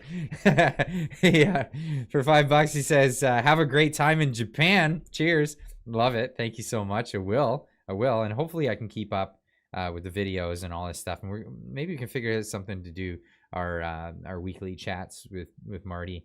Next for Cup, $5. Only Clyde can tease talking about a budget for 2 hours and keep his audience waiting happily to find out his take on it. Okay, all right. Let's get into this. It's not about the budget that's coming up. What I'm talking about is so Fannerstill actually brought this up on Twitter, and this came to my attention. Get ready for the housing market crash. Lenders will have to limit their loans to borrowers with mortgages greater than 4.5 times their annual income. This is something that's coming down the pipe. Well, they already had in the budget. So we haven't seen the budget. So the budget comes out on April 16th. They haven't even hinted too much. I don't know where she got that information, but I mean, there was right here, Globe and Mail. Yeah, there was a housing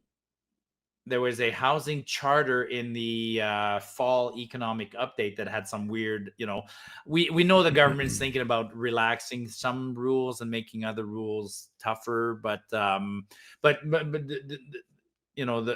context of the budget is it does present another, we talked about yesterday was a non-confidence vote. The budget is an automatic non-confidence vote. So the budget comes out on April 16th, and then there'll be a vote on it probably a few days later.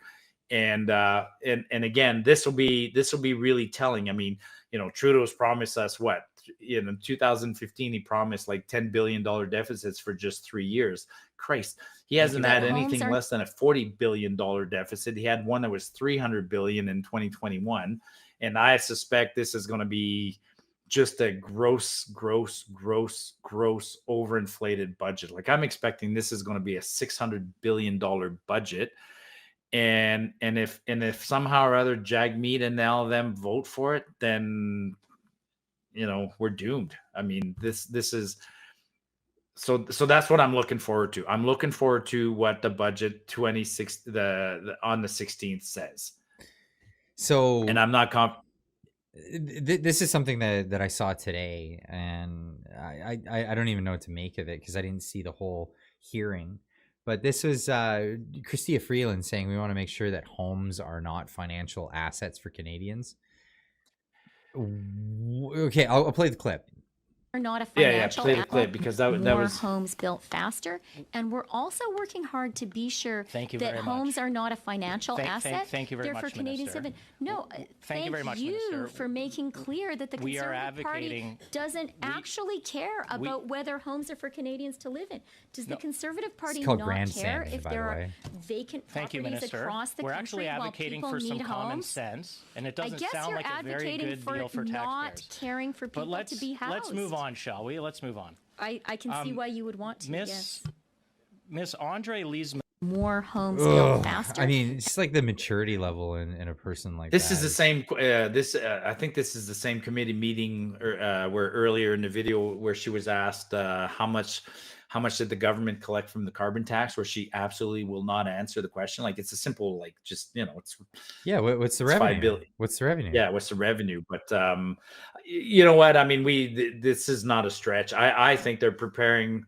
They are preparing. We even at the beginning of this video when we talked about capital gains at 50%, and I made that joke. They're preparing to tax capital gains on the sale of homes. That's it. That's all. I mean, and that is perhaps one of the areas where the baby boomers are going to get hurt more than anybody else. So if it happens to you, I feel bad for you guys because you did work hard and you earned it, and now you might get screwed at the very end. The government's going to, when you go to sell your house, the government's going to take a big chunk of it from you guys.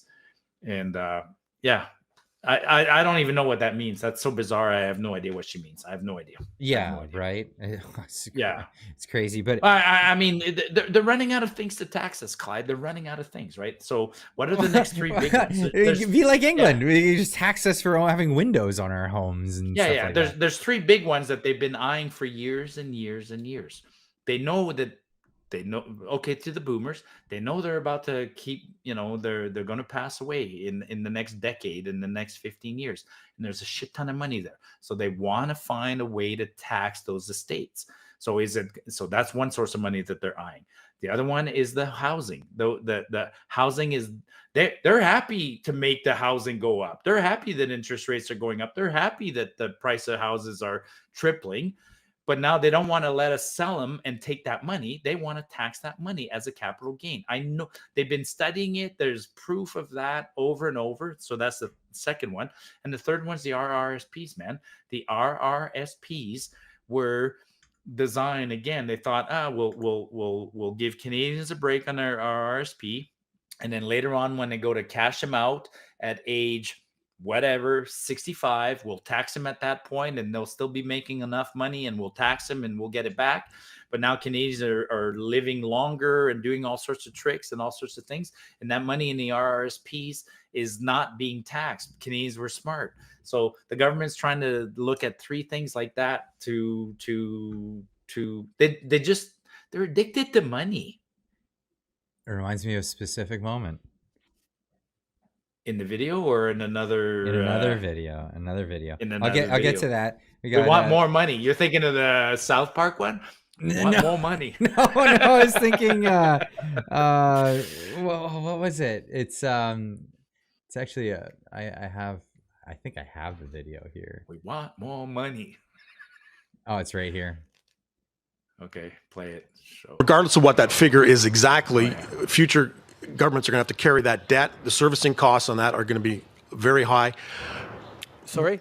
The servicing costs on the debt that you're going to have to carry, that you're adding to now, right? Yeah. Interest rates are at historic lows, Glenn. Oh, okay, but it's still a lot of money. No. It's still a lot of money. No. And you don't know where. Okay, but how are you going to pay for that? How are you going to pay for those costs in future years? Are you going to increase taxes, or are you going to cut programs? Okay. Right now, we're in an absolutely unprecedented situation where our economy had to completely shut down. And the government chose to and needed to be there for people while they lost their paychecks, while they could not be comfortable in how they were going to be able to support their families, pay their rent, pay for their groceries. We put forward measures to support Canadians right across the country so that we could stay healthy and so that we could have... How did that work out? How did that work out? We're massively in debt now. We spend more money on servicing that debt than we do on healthcare as a nationwide. Yeah. No wonder taxes are going up, Marty. This is why taxes are going up, because they got to pay for it. They got to pay for they got to pay for the binge they went on. This is a note on my desk. People don't need to read it, but I give myself notes of things I need to follow up on. One of the things that I'm most fascinated, the budget next month is going to be interesting, but around April 22nd, we're going to get the Bank of Canada's annual report. I can't wait to see the Bank of Canada's annual report this year. My prediction is the Bank of Canada will have lost $6 billion this year. You think it's That's 6 my billion? prediction. I think it's 6 or 7. It's going to be, that's crystallized real losses.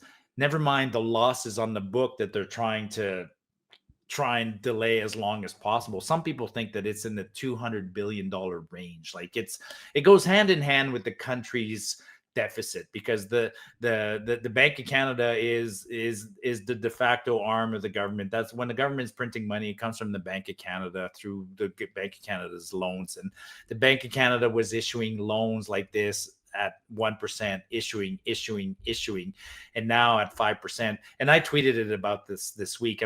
Tiff Macklin was talking, like, we saw when they deliberate on where the interest rate is going to be. Earlier this week or last week, they said, it stays at 5%, mm-hmm. But it's public knowledge. They published their deliberation. So you can go read the minutes of the meeting where they talked about it. And the Bank of Governors is like whatever 8 governors, and they went round and round and round, and unanimously they're like, we're not we can't drop the interest rate. They're unanimous in their decision. We can't drop it. We don't think we can drop it for at least another year and a half. That's what it says in the deliberation, because the economy's a shit. Well, it needs to go way up. We've been talking about this for months and months and months. It needs to go way higher. And then you got Freeland this week saying, oh, inflation was only 2.8, bragging it up. It's like, my God, if you look at we had a show specifically on this almost, right? Like what goes into that basket of goods, my God, like, don't believe this. Tell them about that, because I gotta run in for a second. Yeah, don't believe the government's inflation numbers.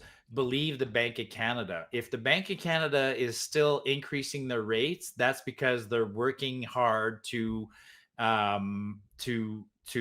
affect the supply and demand of a couple of things. They want supply and demand is the number one thing of economics. It's been dominating forever, right? If you make strawberries and you make 100 pounds of strawberries, and you got somebody who wants to buy 100 pounds of strawberries, you're in perfect balance. If you make too many strawberries, then somebody else is going to figure out that, oh, well, I can pay less because you got too many of them and you got no choices. And if you don't make enough strawberries, then I got to pay more because I want to make sure I get a strawberry. That's it. It's supply and demand. It works for everything. And on the demand side, the way the government adjusts it is by making things more expensive. And until that's artificial. So the government increases interest rates, makes things more expensive until the market actually catches up and produces more of something. So right now, this country needs like millions of homes. We're short on homes.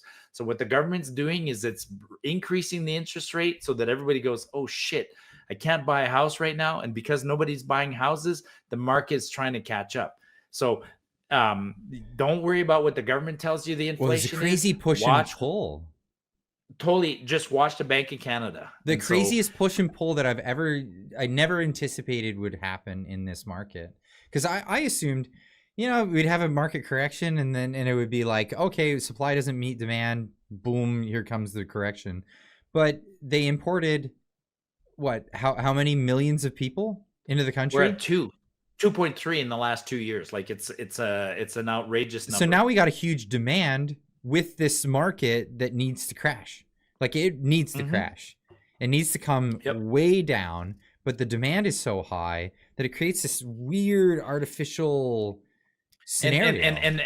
And people are scared of a crash, but just look south. Our Americans went through one in 2008. That's right. And they came out better. So it's not the end of the world. Yeah, some people are going to suffer. The crash is the cure. This is what people don't get. It's the cure. Exactly. It's the cure. And it's going to hurt, but I got to reset your bone, man. If you got a broken arm, I got to reset it. I'm going to pull. It's going to hurt. You're going to curse, but after that, you're going to feel better. So that's the correction. And it's uphill from there. Like you're injured, but it's going to be sore. But in a week's time, you're going to be great. This is really like what's happening is we got a hangover. We got a hangover from all of this like cheap, easy money, real estate boom market where every show on CTV and all these places are like build new homes, tear out, or buy homes, tear out things and flip houses, flip this and house all or whatever. All yeah. That was going on for a decade. It was going on for a decade, and it's coming home to roost. Everybody's drunk on that. And now here comes the hangover. And what do they want? They want a hair of the dog. They want to crack another one. They want to get on it again. And they want to, and that's not good. You need to suffer the hangover and then be right as rain. Get some water, have a coffee, have some tea, go for a spa, relax, get back into it, and then get back to work. And that really is the message. We don't need to get into like that kind of territory. That video is frustrating. Can you look at who's running our country, Clyde? Like Justin Trudeau. He's an idiot. Chrystia Freeland and Stephen Guilbeault. Like, wow. Wow. Well, that's where we're at. That's where. Yeah, that's where we're at. Chrystia Freeland, who told everybody, "Oh, I'm a mother. I did a little bit of looking at my finances the other day, and I realized that I can save a few bucks if I cancel my $9.99 Disney Plus subscription." Yeah, like, yeah, we're speechless, right? We're speechless. Like, what can like?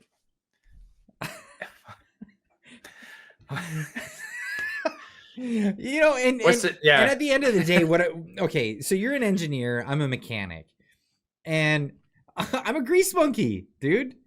Like, I'm a grease monkey who just, in my spare time wanted to read books about economics. I think there should be a higher bar for the prime minister, the deputy prime minister, the people that run the show. There should be a way higher bar.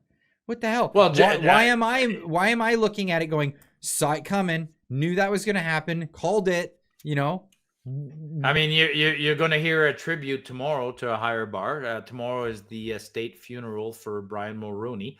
Not the, you and I have talked about. I mean, he had some, he brought in the GST, he did a few things. He was not immensely popular, but he was a statesman and pretty educated and pretty smart. I mean, I'm pretty sure, I would have enjoyed sitting in a room or around a campfire. That's my favorite spot, right?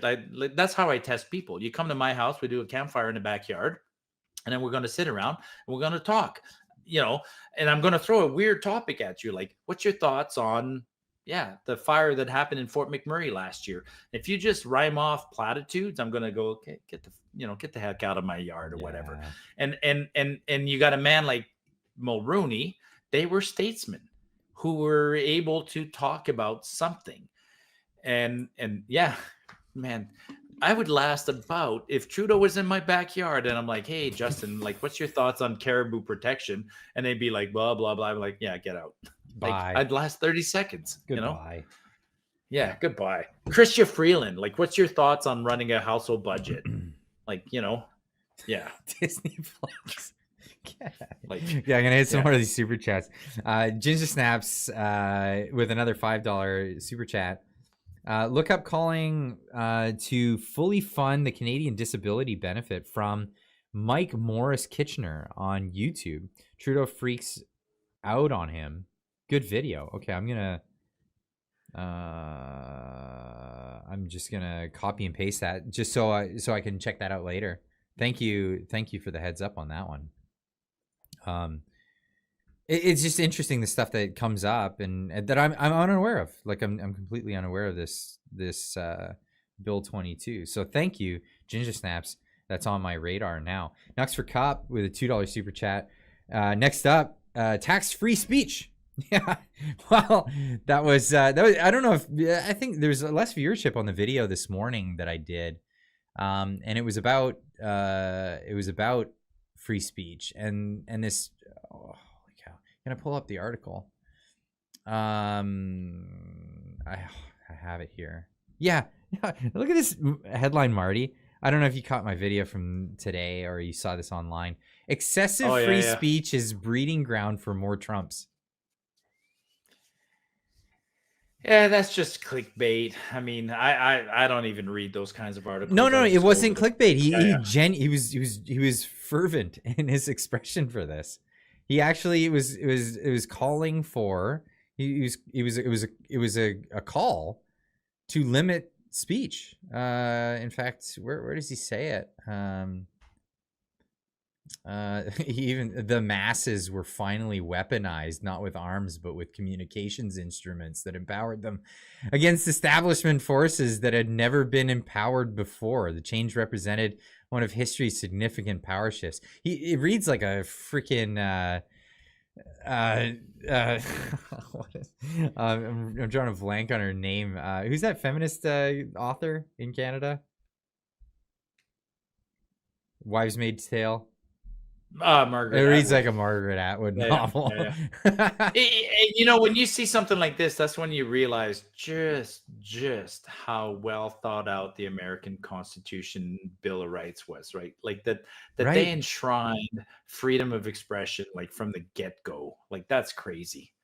I mean, I don't think I'd have to read it more closely, but definitely we don't have property rights, and I would say in Canada we don't have freedom of expression. It's very fickle. Like it's something that can be very easily taken away. You can't take it away from the Americans. You can't take it away. And we've talked about this many times. Like Here we go. I got it. Yeah, I just searched the term. The way to reverse this trend is with rigid regulation, but free speech. No. The free speech lobby in the United States is as fierce as the gun lobby. The historic triumph the internet gave free speech is all but forgotten. The amnesiacs scream censorship. But Joe Biden is out to crush free speech in America. Mr. Trump is ludicrously charged recently. The New York Times analysis this week spelled out how Mr. Biden was intent on regulating the big tech companies, but in the face of the opposition from the free speech lobby, it was pretty much given up. Now, this regulating rigid regulations on free speech, like what? When Elon Musk was being interviewed by Don Lemon this week, that was one of the really cool quotes of Elon. Elon said to Don something along the lines of, "Man, you want to censor speech so much, I can taste it," or something like that. Like he said something along those lines. He told Don, he's like, "Dude, you're so on the other end of the spectrum compared to me." And is Elon a free speech guy? I mean, I think he is. I think he is. I think he is. We drew the line at Kanye West, but I mean, Kanye. Yeah. Man, what the hell are you doing? It's a tough one. I get accused of the I get accused of the same thing all the time. I mean, on Twitter, I'm getting a bit of a reputation as a guy who blocks people. I hear it all the time, Marty, because I have conversations with you weekly, and people. Yeah. I've had people say, "I don't listen to Clyde anymore because he speaks to Marty." I'm like, well, forget you then anyway. Who cares? And what I tell people is like, free speech is two ways. You can scream all you want, but I don't have to listen to you. So when I'm blocking you, it's basically me closing the door. And I don't know why people have a hard time understand that. Go ahead, stand in the middle of the street, say what you want all day long. I'm not stopping you from doing that. But when I'm blocking you, I'm closing my door. I'm not interested. And then this part people don't understand, but like I have a pretty large following, and when you get to a large following, like you get some lunatics that are just screaming at you all day. And I know people say just mute them, and I try and do that sometimes, but I also block because I free speech is fine, and I'm not, by not listening to you, I am not denying you your free speech. I'm just not listening to you. I don't give a shit what you have to say. So I've actually been an advocate of getting rid of the block function on Twitter. Sure. But my response is that if somebody's annoying you, you mute them, and then you never see their stuff and they're gone. Yeah. You can just mute them, but there's another problem then, which is the fact that the algorithm is also working behind the scenes. So if I mute this guy, but he continues to come on my timeline and say make obscene comments or whatever, then I don't see his comments, but everybody else does, and so there's the algorithm, and the algorithm responds accordingly. So I block for a couple of reasons. I don't want to hear your stupidity, but I also want to curate, and I want to get rid of idiots, and I want to have I curate my group. I don't care if you're opposed to me, that's fine. If your opposition is intelligent, I generally block people that are just idiots or offensive. So the algorithm's smart enough that those idiots, they actually have two setups. If you're rude all the time and say rude comments, it goes to next, or it's like view more comments. You have to scroll all the way to the bottom, and then it says view more comments. They're hidden as they're hidden under a barrier that says see more comments that might contain offensive content. And then also people that just spam, they get added even further down the bottom. So like those accounts that do that, you can mute them, and then people won't see them. Other people I get that, but yeah, it's an interesting concept. People think that me not listening to you is me denying you your free speech. No, go knock yourself out, man. Go knock. I'm not compelling you, and I'm not limiting what you can say. I'm just not listening. Yeah, yeah, exactly. I don't care what you have to say. Bye. Yeah. Don't need to listen to that. And anyone who has a following on Twitter knows this. And it's the same thing in my YouTube comments. I keep my YouTube comments open. People criticize me in my YouTube comments, and yeah, fair enough. Criticize me all day long. But that's it. I mean, that's as far as it goes. I mean, I don't have to engage with it. I don't have to indulge you in the things that you have to say. But every once in a while, I'll catch a gem. Every once in a while, I will catch a gem where somebody catches me off guard and they have a thoughtful criticism. And then it's like, oh, okay. Well, now that's engaging. And now I'm interested, you know? Yeah. Yeah, no, it's a good it's perfectly valid. I mean, it's a classic question. Has anybody ever changed your opinion on a topic? And the answer is yes. I've changed my opinion. Absolutely. Sometimes I won't admit it to that individual. Like I used to do that to my dad all the time. You know, dad had changed me on an opinion. There's no way I'm going to tell dad, yeah, you won this one, dad. No, you didn't, you know, but yeah. Well, Twitter changed my opinion. Hey, listen, what time is it? It is 11 o'clock, my friend. It's getting too far. Let me just catch up on a couple of these last super chats. Trish Prue for $2 says, I love it when Marty and Clyde have a good laugh. Of course, we love it every time. Nux for Cop for $10 says, it's been about a year since we started noticing shrinkflation phenomenon, 10 to 20% reductions for many things. It should be reflected in the upcoming inflation numbers. Guaranteed it won't, though. Yeah, that's a great point. Shrinkflation has no grounds, no way of measuring it in the CPI because they're just measuring it based on. Well, they don't tell you what the numbers are for. Let's just mention this one little bit about the, you know, there's a lot of flaws in the CPI, but you and I had a great chat on this one a couple of days ago.